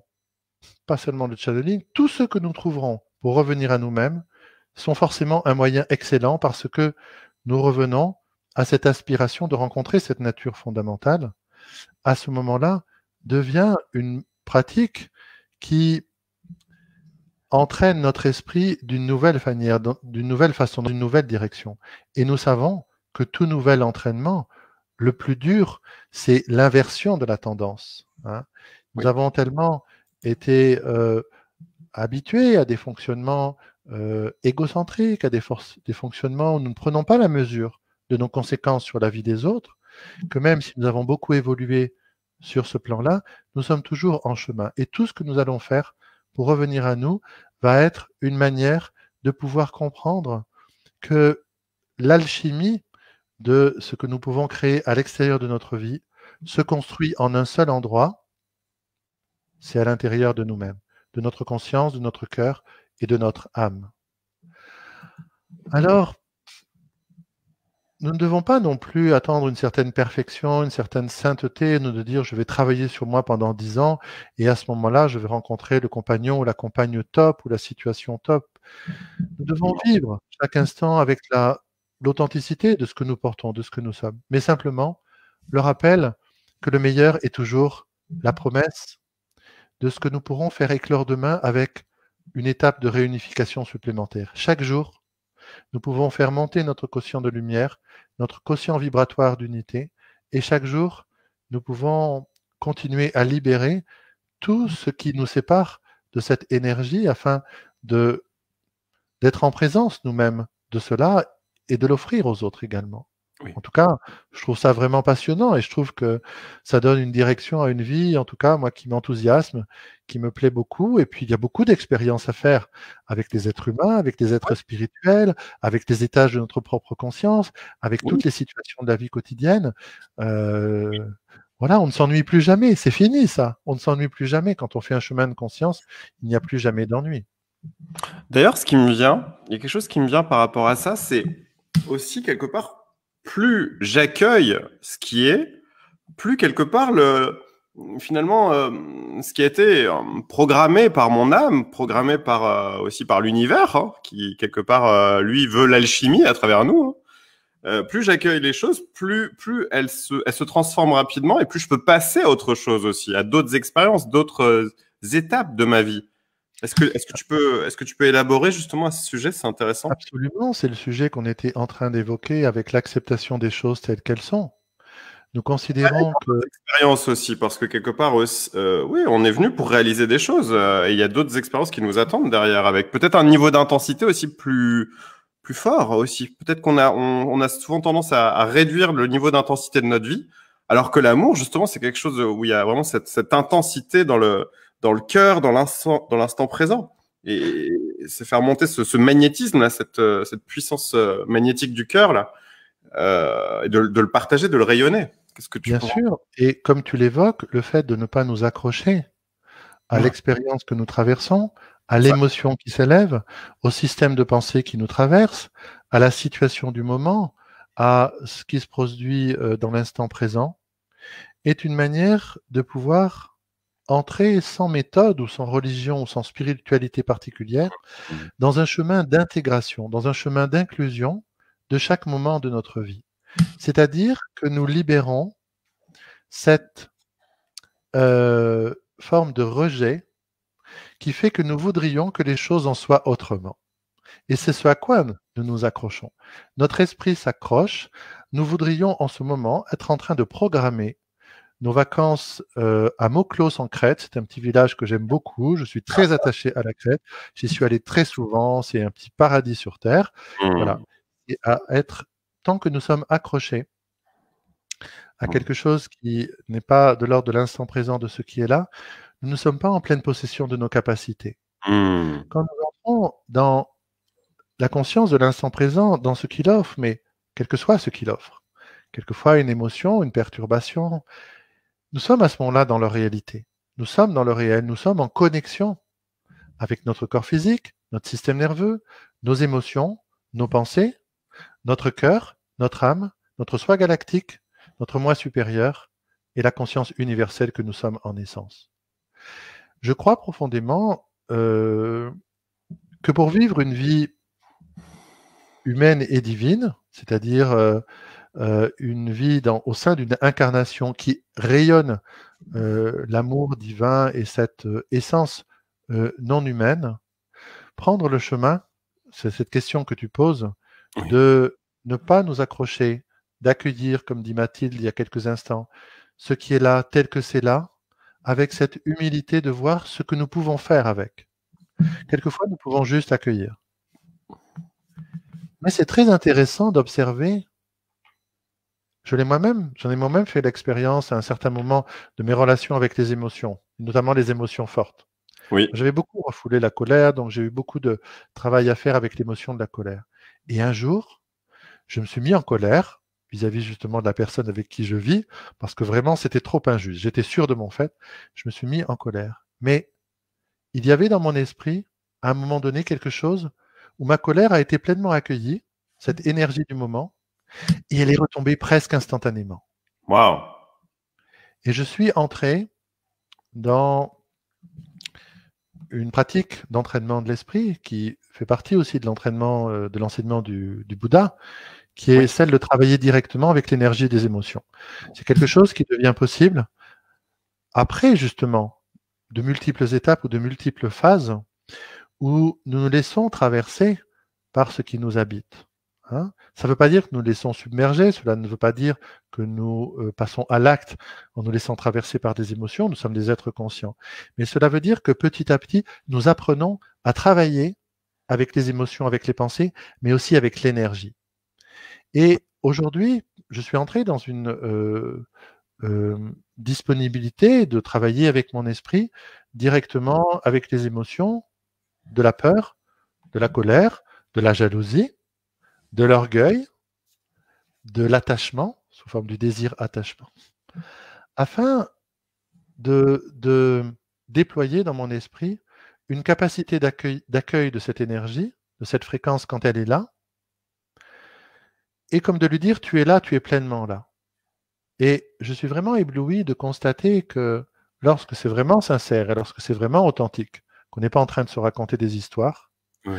il y a à ce moment-là une capacité d'accueil de ce que nous portons, qui est la promesse qu'au-delà des aspects perturbateurs de ces émotions que je viens de citer, se trouve une sagesse qui attend pour émerger, que nous puissions, si telle est notre pratique, bien sûr, moi c'est ma pratique, c'est au fruit après de multiples années, et nous n'avons pas tous la même histoire, bien sûr, mais la capacité de pouvoir accueillir cette énergie et d'y découvrir une manière de pouvoir l'inclure. Encore un chemin d'inclusion, et c'est un chemin d'amour. Et c'est vraiment possible de sentir aussi une forme d'amour, c'est-à-dire de sentir qu'une partie de nous-mêmes est réintégrée, parce que nous refusons nos émotions, nous refoulons nos émotions, nous en avons honte, parce que cela correspond à une mauvaise image de soi. Et en plus, nous en avons peur, parce que quelquefois, à juste titre, elles peuvent nous amener à des actions qui sont vraiment négatives et néfastes pour nous-mêmes comme pour l'autre. Donc, nous devons être très prudents avec les émotions, avec les systèmes de pensée. Mais il y a véritablement sur le chemin de rencontre avec soi, de reconnexion profonde. Mmh. J'aime beaucoup le système des poupées russes parce qu'en fait, Oui. ce n'est pas une création d'une nouvelle poupée russe, mais tout d'un coup, nous réalisons qu'il y avait une poupée russe plus grande et qui se révèle à nous-mêmes tout d'un coup. Aujourd'hui, Mmh. mon esprit découvre une sagesse véritablement au niveau de la conscience, au-delà des concepts qui se révèlent à travers les énergies des émotions et qui est amené sous forme inclusive dans mes méditations, dans mon chemin. L'aspect intéressant, c'est que bien sûr, cela devient une ressource dans les situations de la vie quotidienne. Bien sûr. Cela peut nous permettre de déployer la capacité de voir les émotions s'élever, de ne pas les suivre, de les accueillir, et naturellement, l'énergie retombe et tout ça se transforme. Alors, je ne sais pas très bien si j'ai répondu à ta question, parce que j'ai un peu perdu le fil de ta question. En mais... fait, c'est vraiment la notion de est-ce que finalement les émotions créent des blocages dans notre vie? C'était ça aussi quelque part ma question qui me venait, dans le sens qu'est-ce qui fait qu'on s'autorise pas aussi à vivre certaines expériences? Qu'est-ce qui fait qu'on n'ose pas? Est-ce qu'on a des émotions aussi qui sont collées là à l'intérieur de nos organes? Alors, je ne sais pas si les émotions sont collées à nos organes. En tout cas, elles sont en contact avec eux. Hein. Le corps, on parle du corps émotionnel, cette structure qui est voilà notre sensibilité en tant qu'être humain, mais qui est reliée au système nerveux, au Oui. psychisme, au corps physique. Tout ça, c'est très complexe. Mais je crois vraiment qu'avec ce qu'on appelle les émotions, justement, nous avons tout un chemin à faire de réhabiliter notre vérité de l'instant présent, la vérité de ce dont on fait l'expérience intérieurement. C'est cela, c'est-à-dire de réhabiliter. Nous sommes des êtres sensibles. Nous avons la capacité de pleurer, de rire, d'être en joie. Nous avons différentes émotions. Et voilà, comme dit Lucie, accepter toutes les émotions est vraiment le point sans doute de départ d'humilité de soi. C'est-à-dire que nous préférons accueillir et accepter nos émotions plutôt de continuer à avoir l'image coûte que coûte de la femme forte ou de l'homme fort, quoi qu'il Mmh. arrive, parce que tant que nous n'avons pas contacté toutes les fréquences que nous portons, nous ne faisons pas le chemin de l'unité. Nous ne pouvons Mmh. pas défragmenter et rencontrer qui nous sommes profondément. Du coup, D'une ça crée certaine des luttes façon, quelque part. Au final, si on ne comment? s'accueille pas dans nos émotions, ça crée des luttes à l'intérieur de nous. C'est ça qui nous met pas bien aussi quelque part dans notre Cette quotidien. non-acceptation est une lutte. Nous sommes pétris de conflits intérieurs et de luttes. Et l'amour est un thème qui est très intéressant parce que C'est ce quand qui nous ne nous savons pas où nous en sommes par rapport à tout ça, la seule voie reste celle de s'aimer inconditionnellement, quelle que soit l'image que l'on donne à voir. Moi, Mmh. je me souviens au début, lorsque certains maîtres ascensionnés passaient à travers mon canal, c'était tellement puissant. J'éclatais en larmes. Certaines fois, j'étais comme une serpillière. Je savais que je ressemblais plus à rien. L'image de soi volait en éclats. Et il faut être prêt à vivre ça parce que il y a une telle intensité de lumière, d'unité, de sagesse et d'amour qui nous traverse à certains moments, qu'à ce moment-là, il n'y a plus d'image de soi. Mais c'est cette image de soi, ces identifications que nous portons comme identité, que nous voulons toujours améliorer, construire, perfectionner. Mais il n'y a rien à perfectionner. Nous sommes l'amour et la bonté fondamentale. Il n'y a rien de plus. Nous sommes la sagesse multidimensionnelle. Nous avons une conscience qui est libre de l'espace et du temps. C'est ce que nous sommes. Nous sommes la conscience primordiale. Et nous passons notre temps dans une existence humaine à chercher à travers l'acquisition de nouvelles possessions cette identité. Et ce qui est très beau, c'est que nous ne devons pas nous juger de cela, parce que toute cette façon de nourrir l'ego est une façon dont nous ne sommes pas conscients de chercher notre nature fondamentale. C'est juste que nous prenons les mauvaises voies, nous ne mettons pas en œuvre les bons moyens, mais sincèrement, chacun de nous recherche le bonheur, chacun de nous recherche l'amour, parce que fondamentalement, c'est ce que nous sommes. C'est pour ça que nous pourrions vraiment libérer définitivement tout jugement de soi lorsque nous voyons que nous avons toutes ces difficultés, parce que hier soir, j'ai reçu une guidance à travers le groupe que j'animais qui était très forte, que j'ai déjà reçue. J'ai envie de vous partager avec toi, Théo, et toutes les personnes qui sont là dans l'instant présent. Lorsque nous parlons de l'amour, nous aspirons à quelque chose qui fait battre notre cœur, mais que nous projetons aussi à l'extérieur. Nous ne savons pas qui est l'objet de notre amour, qui peut nous apporter l'amour, avec qui nous pouvons vivre l'amour, etc. Si nous prenons quelques instants pour réaliser que les dizaines d'années que nous venons de vivre pour chacun d'entre nous, je pense que nous sommes tous majeurs, donc on peut parler en termes de dizaines d'années, toutes ces expériences que nous avons traversées, ces larmes que nous avons versées, ces peurs que nous avons eues, les engagements que nous avons pris, les risques que nous avons pris ou ceux que nous avons refusé de prendre. À chaque instant de notre vie, nous avons toujours recherché sincèrement la meilleure solution pour nous-mêmes. Aucun de nous ne s'est jamais volontairement, consciemment trahi ni abandonné. Nous sommes un être de bien pour nous-mêmes.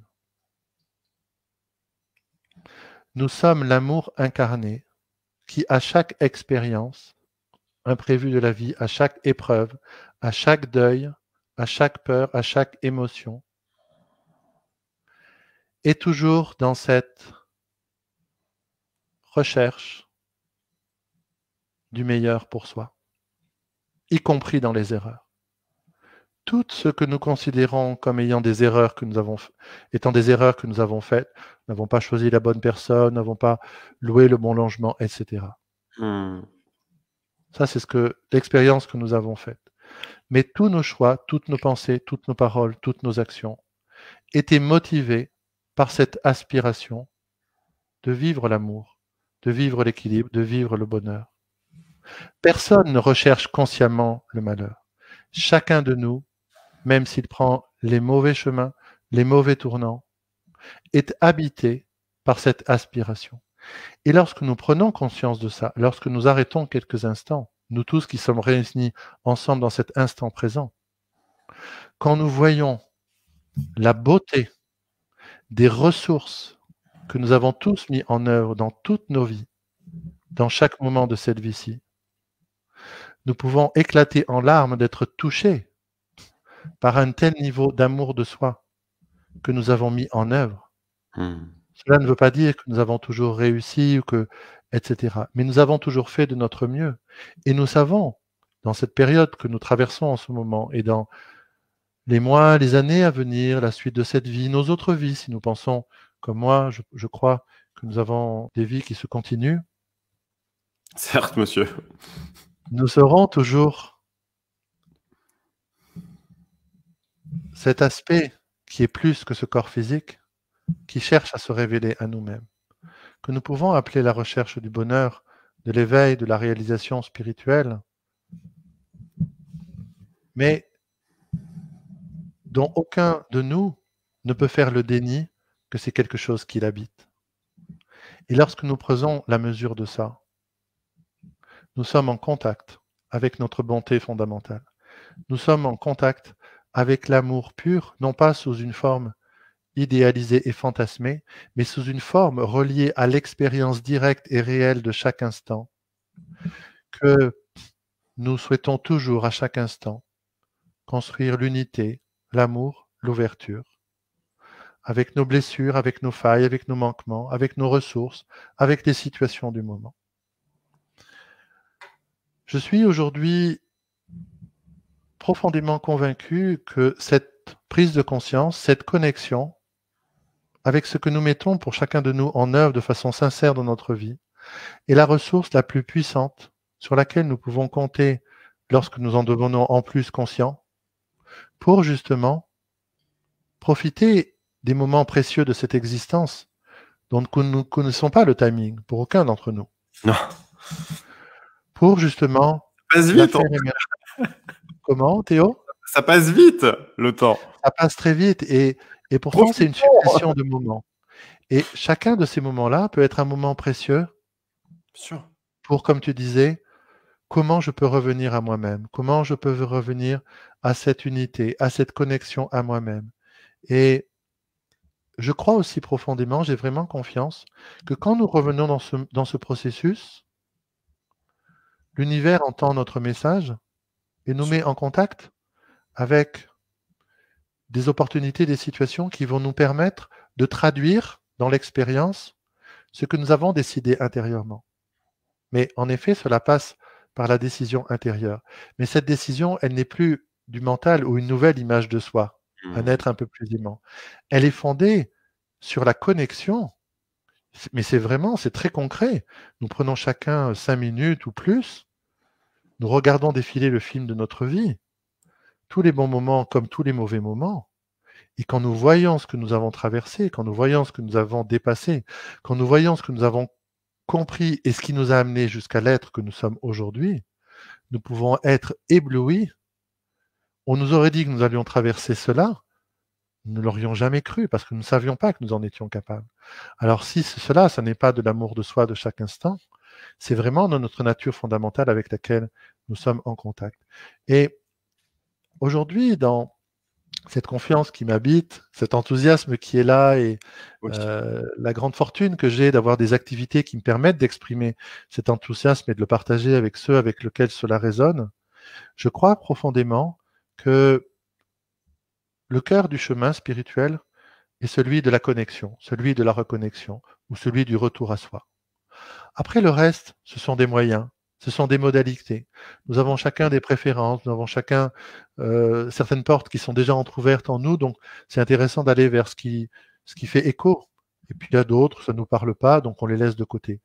Mais dès lors que nous avons cette aspiration et cette confiance qu'il s'agit d'un retour vers soi, vers un tour vers l'intérieur, nous rencontrons le temps disponible, les modalités, la personne, la connexion avec soi, notre conjoint qui tout d'un coup est d'accord, etc., etc. Il y a beaucoup de choses qui peuvent se mettre en place. Et je crois que, justement, on parle de l'amour et de ces différentes définitions ce soir et de vivre l'amour en présence.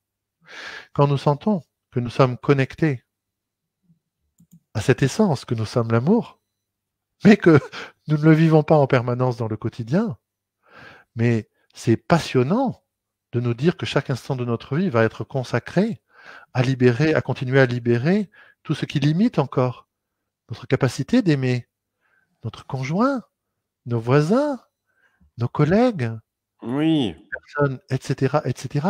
Notre cœur est illimité. Nous avons cette existence et chaque moment de cette existence pour continuer à découvrir à quel point nous pouvons incarner l'amour, nous pouvons être une présence, non pas d'une perfection, d'une sainteté ou une nouvelle image de soi, mais d'un être humain qui a la confiance qu'il est amour et qu'il est passionné par son entraînement de chaque jour au quotidien où il ne s'ennuie jamais, à libérer tout ce qui fait obstacle et à demander à l'univers, venez, venez, tout ce qui va me permettre des moyens de pouvoir continuer à libérer le cœur.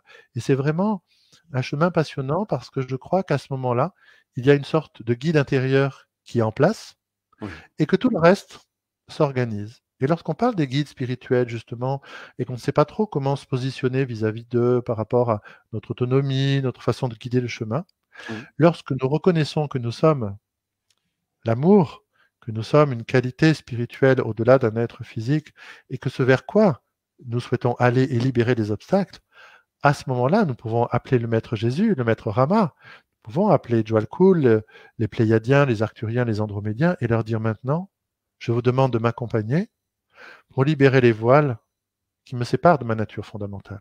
Oui. Et lorsque nous nous adressons à des guides spirituels ou à ce qu'ils sont en tant qu'étage supérieur de notre conscience à un certain plan, avec une détermination intérieure, il me semble que nous pouvons être confiants que les choses vont se mettre en œuvre parce que c'est ce qu'on appelle les circonstances vont sont reliées au chemin, mais le chemin, il devient cette détermination intérieure, cette vision vaste que nous avons de ce à quoi nous voulons consacrer les prochains moments de notre vie. Sûr. Alors nous voyons que lorsque nous sommes dans une expérience aussi éprouvante que celle que nous traversons sur un plan planétaire depuis plus d'un an, cela ne change rien à ce chemin intérieur que nous pouvons faire. Cela ne change rien parce que nous utilisons toutes les circonstances pour continuer à libérer ce qui nous empêche d'être un être aimant. Nous n'avons pas à attendre qu'il n'y ait plus de virus, qu'il n'y ait plus de maladies, qu'il n'y ait plus de crise économique et que notre voisin soit toujours gentil avec nous. Nous n'avons plus besoin d'attendre des circonstances favorables et ça, il me semble, en tout cas pour moi, ça a été vraiment le jour où ça a émergé dans ma conscience, une révélation magique. C'est que j'étais libre des circonstances extérieures C'est plus pour... reposant, non, quelque part, Oh d'accueillir. là là là, c'est énormément reposant, mais bien sûr. C'est voir la perfection en toute chose. On peut pas être plus clair. Il y a une perfection à l'œuvre. Ça, je l'ai déjà eu en vision. Il y a vraiment cette perfection. Tous les choix qu'on a fait avant et tout ce qu'on vit quelque part là, ici et maintenant, il y a une perfection à l'œuvre dans tout, tout, au millimètre près. Tout C'est à fait.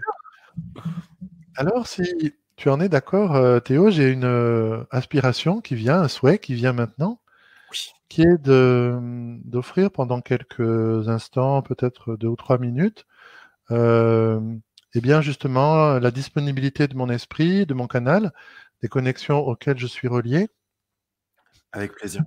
afin de faciliter pour chacun d'entre nous, qui sommes tous réunis en ce moment, et pour tous ceux qui écouteront l'enregistrement, le replay, En replay, oui. avec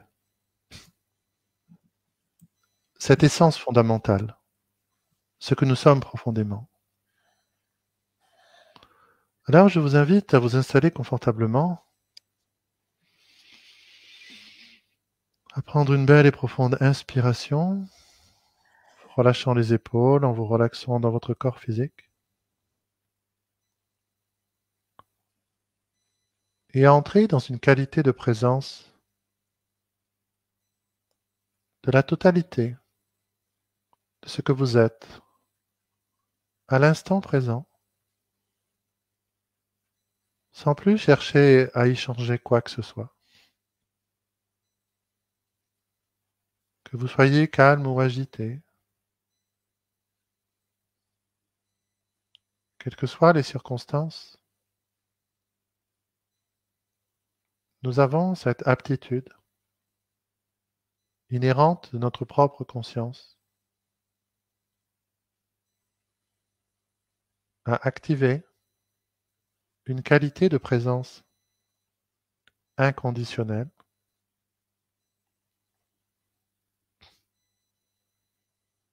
et à entrer dans la fréquence de l'éternel moment.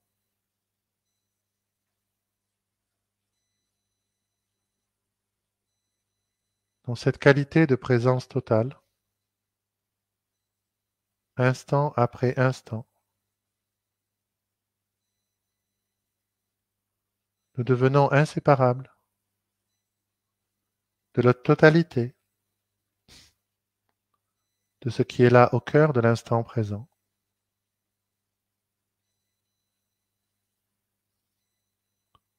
Conscient qu'il n'existe pas de passé derrière nous,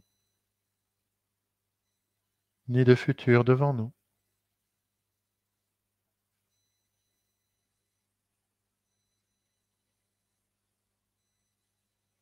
Nous entrons dans la vérité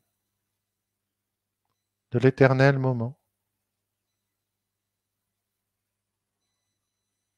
où au cœur de chaque instant, comme un immense battement de cœur planétaire, galactique et universel, la conscience recrée une nouvelle version du réel, instant après instant.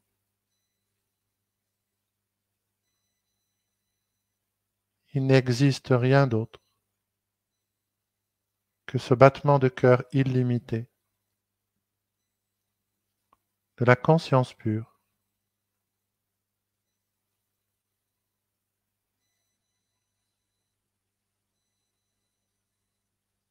doté de la capacité, des potentiels illimités, de la manifestation.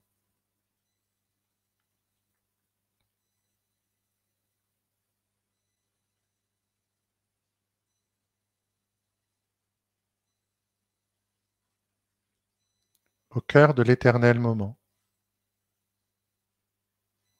nous sommes inséparables de l'unité à travers l'espace, à travers le temps et à travers les dimensions de la conscience.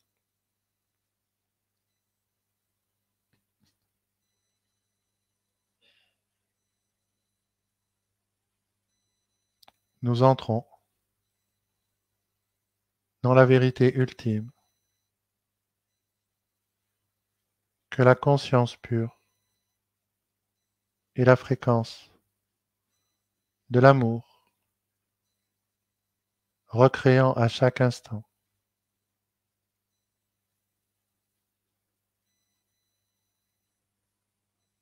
une nouvelle version de la manifestation.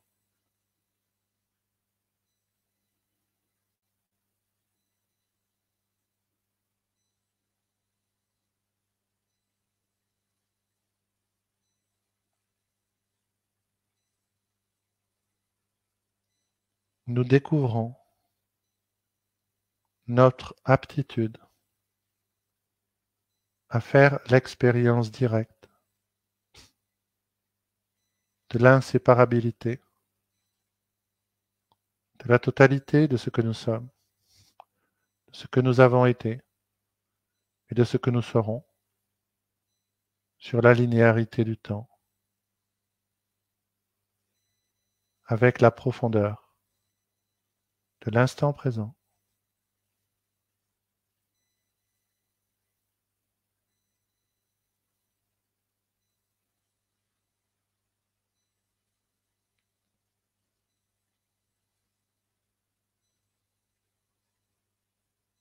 Dans cet espace de conscience illimité se déploient tous les potentiels de connexion des lignes temporelles, des consciences d'au-delà de cette planète et de notre capacité inhérente à notre conscience pure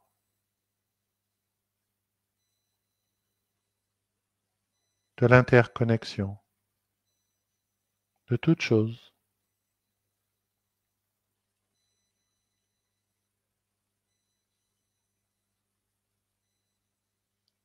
Nous entrons dans la fréquence de la conscience qui libère du paradoxe, de l'un et du multiple.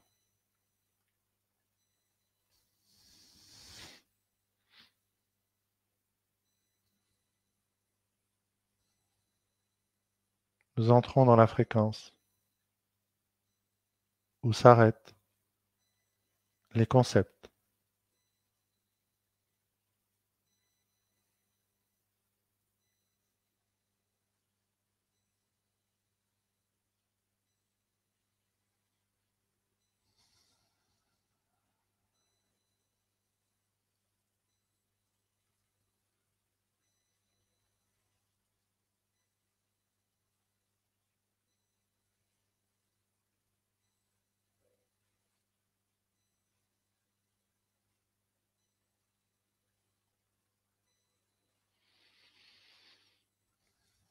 Et parce que nous sommes dans cette existence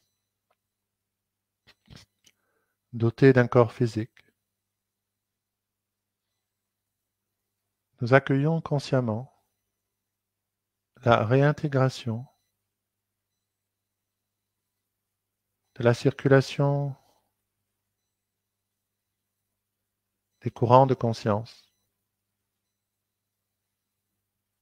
dans notre corps éthérique, dans notre corps émotionnel, dans notre corps mental, dans notre corps physique, dans chaque organe, dans chaque os, dans chaque articulation, dans chaque cartilage, dans chaque ligament, dans chaque tendon, dans chaque muscle et dans chacune des milliards de cellules.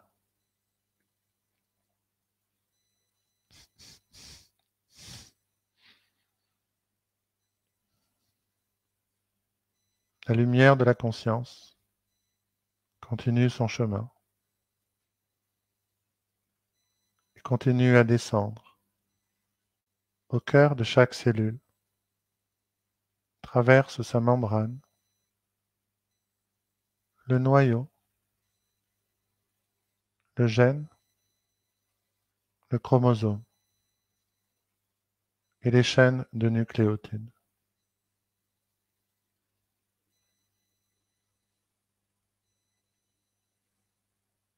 L'intégration de la lumière de la conscience pure dans un véhicule humain doté d'un corps physique réactive la communication de la conscience d'en haut et de la conscience d'en bas, reliant l'infiniment grand à l'infiniment petit au sein même de la matière physique et d'un monde régi par les 5 éléments.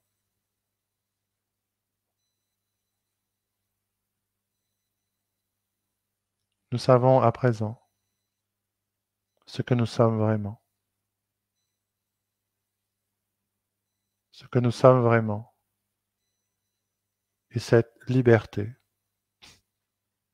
de relier consciemment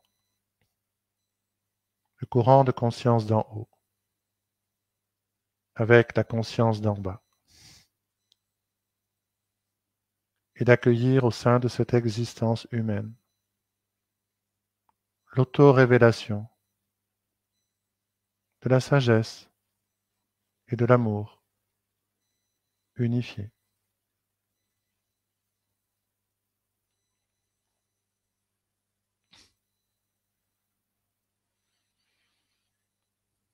Nous demeurons quelques instants dans cette expérience directe de chacun d'entre nous afin de goûter d'une manière naturelle cette qualité de présence à nous-mêmes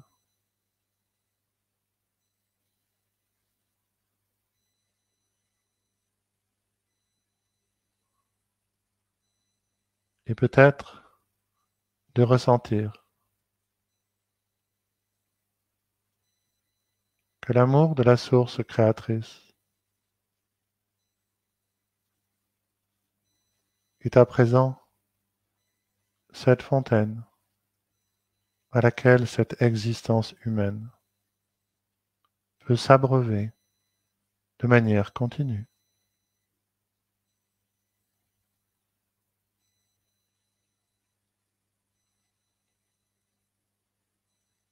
Nous demeurons dans cette expérience intime dont rien ne peut être dit.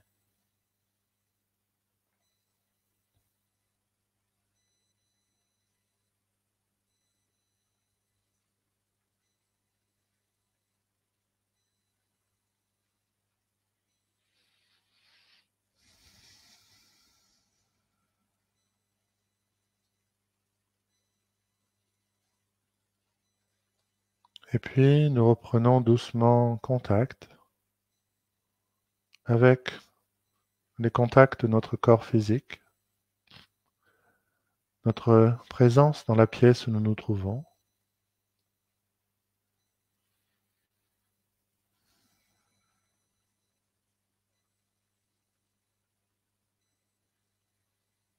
Et prenons encore quelques instants pour goûter la qualité de notre propre énergie telle qu'elle se présente à nous après notre expérience de connexion.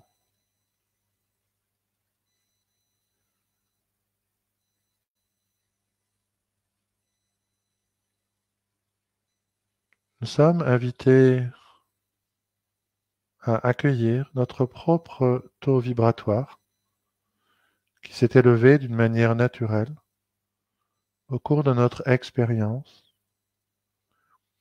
afin de disposer ainsi d'une quantité de lumière supplémentaire qui nous sera précieuse à chaque moment où nous déciderons d'incarner la voix du cœur, tout simplement parce que telle est la direction dans laquelle nous décidons de créer notre vie.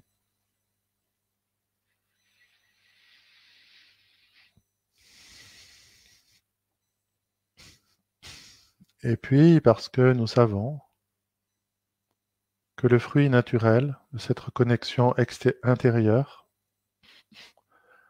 a pour objet d'être vécu à travers nos pensées, nos paroles, nos actions et nos relations. Nous revenons naturellement à la présence visuelle, à notre environnement, à nous tous ici présents maintenant, car nous savons que c'est à présent au cœur de chaque instant que ce nouveau niveau d'unité et cette nouvelle quantité de lumière va vraiment être disponible.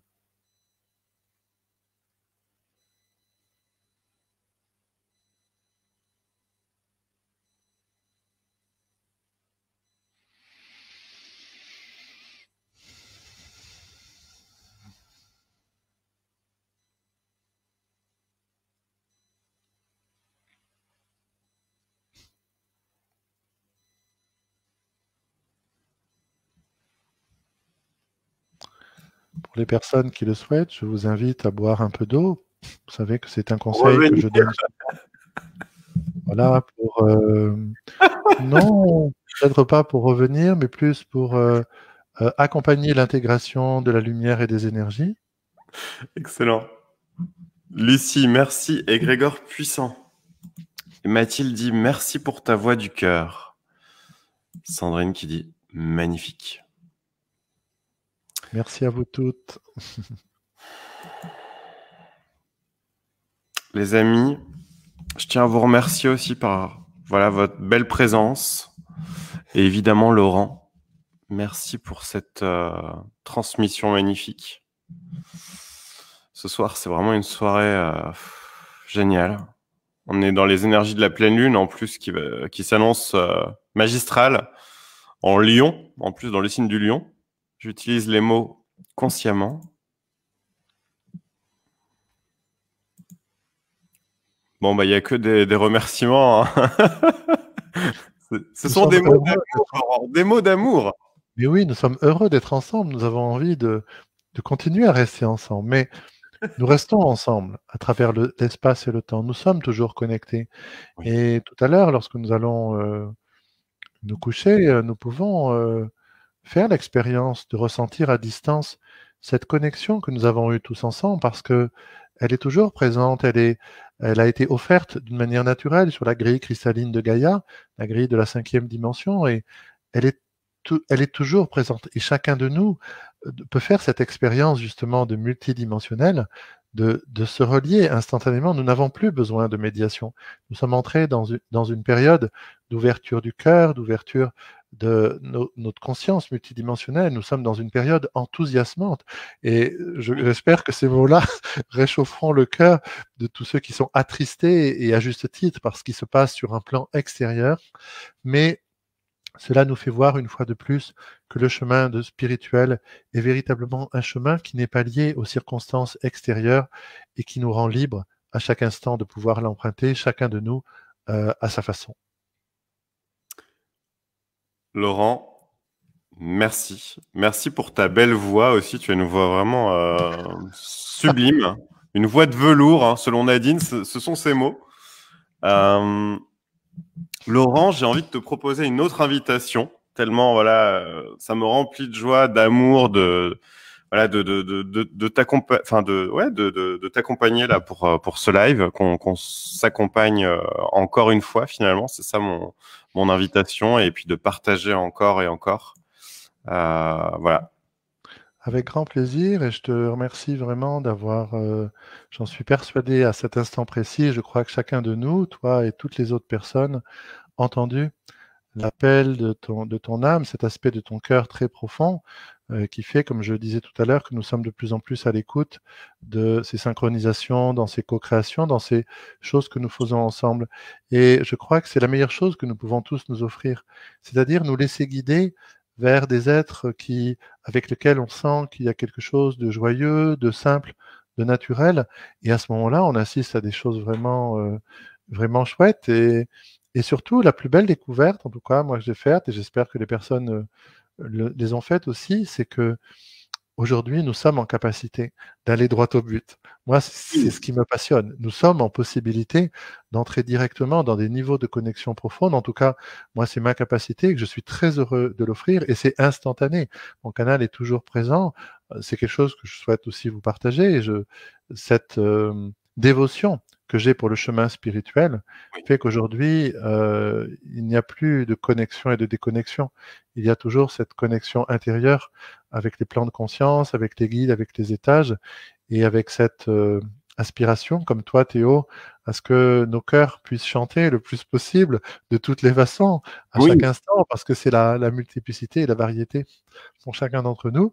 Alors j'accepte avec grande joie ta proposition, et nous verrons voilà, comment nous ferons ça, quand et sur quel thème. Avec Alors, grand je souhaite aussi remercier vraiment la présence de chaque personne, y compris de celles qui vont écouter en replay, parce que l'entrée dans la multidimensionnalité nous permet de savoir aujourd'hui que voilà, ce n'est pas une question de temps, parce que d'une certaine façon, lorsque nous nous retrouvons ensemble, eh bien, il y a une puissance qui est à l'œuvre, qui est celle précisément du rassemblement de nos aspirations qui se rejoignent, de pouvoir justement rétablir cette connexion avec notre cœur et notre amour. Et je suis vraiment persuadé que l'entrée dans la 5e dimension, c'est justement découvrir toutes ces façons nouvelles d'être ensemble, où ce qui se révèle, un peu comme dans un couple, est plus que la somme des parties. Alors, j'ai envie de vous laisser avec ce sentiment, parce que nous sommes un groupe très nombreux et très différent, mais l'amour qui émane de nos cœurs est pur, c'est le même. Et ce soir, il s'est vraiment mis en œuvre d'une façon magnifique, et j'en suis très heureux. Et il me reste simplement à souhaiter à chacun et à chacune de prendre bien soin de vous et de ceux qui vous sont chers. Voilà, c'est mon souhait. Merci infiniment, merci à tous. Je vous fais plein de bisous. On se retrouve demain avec Christiane, parce qu'on va parler de la pleine lune. On va la célébrer. Je vous embrasse fort. Je vous souhaite le meilleur. Prenez vraiment soin de vous. C'est vrai que c'est important ce que dit Laurent. Et que la force soit avec vous. Bye bye les amis. Bonne soirée. Ciao, ciao.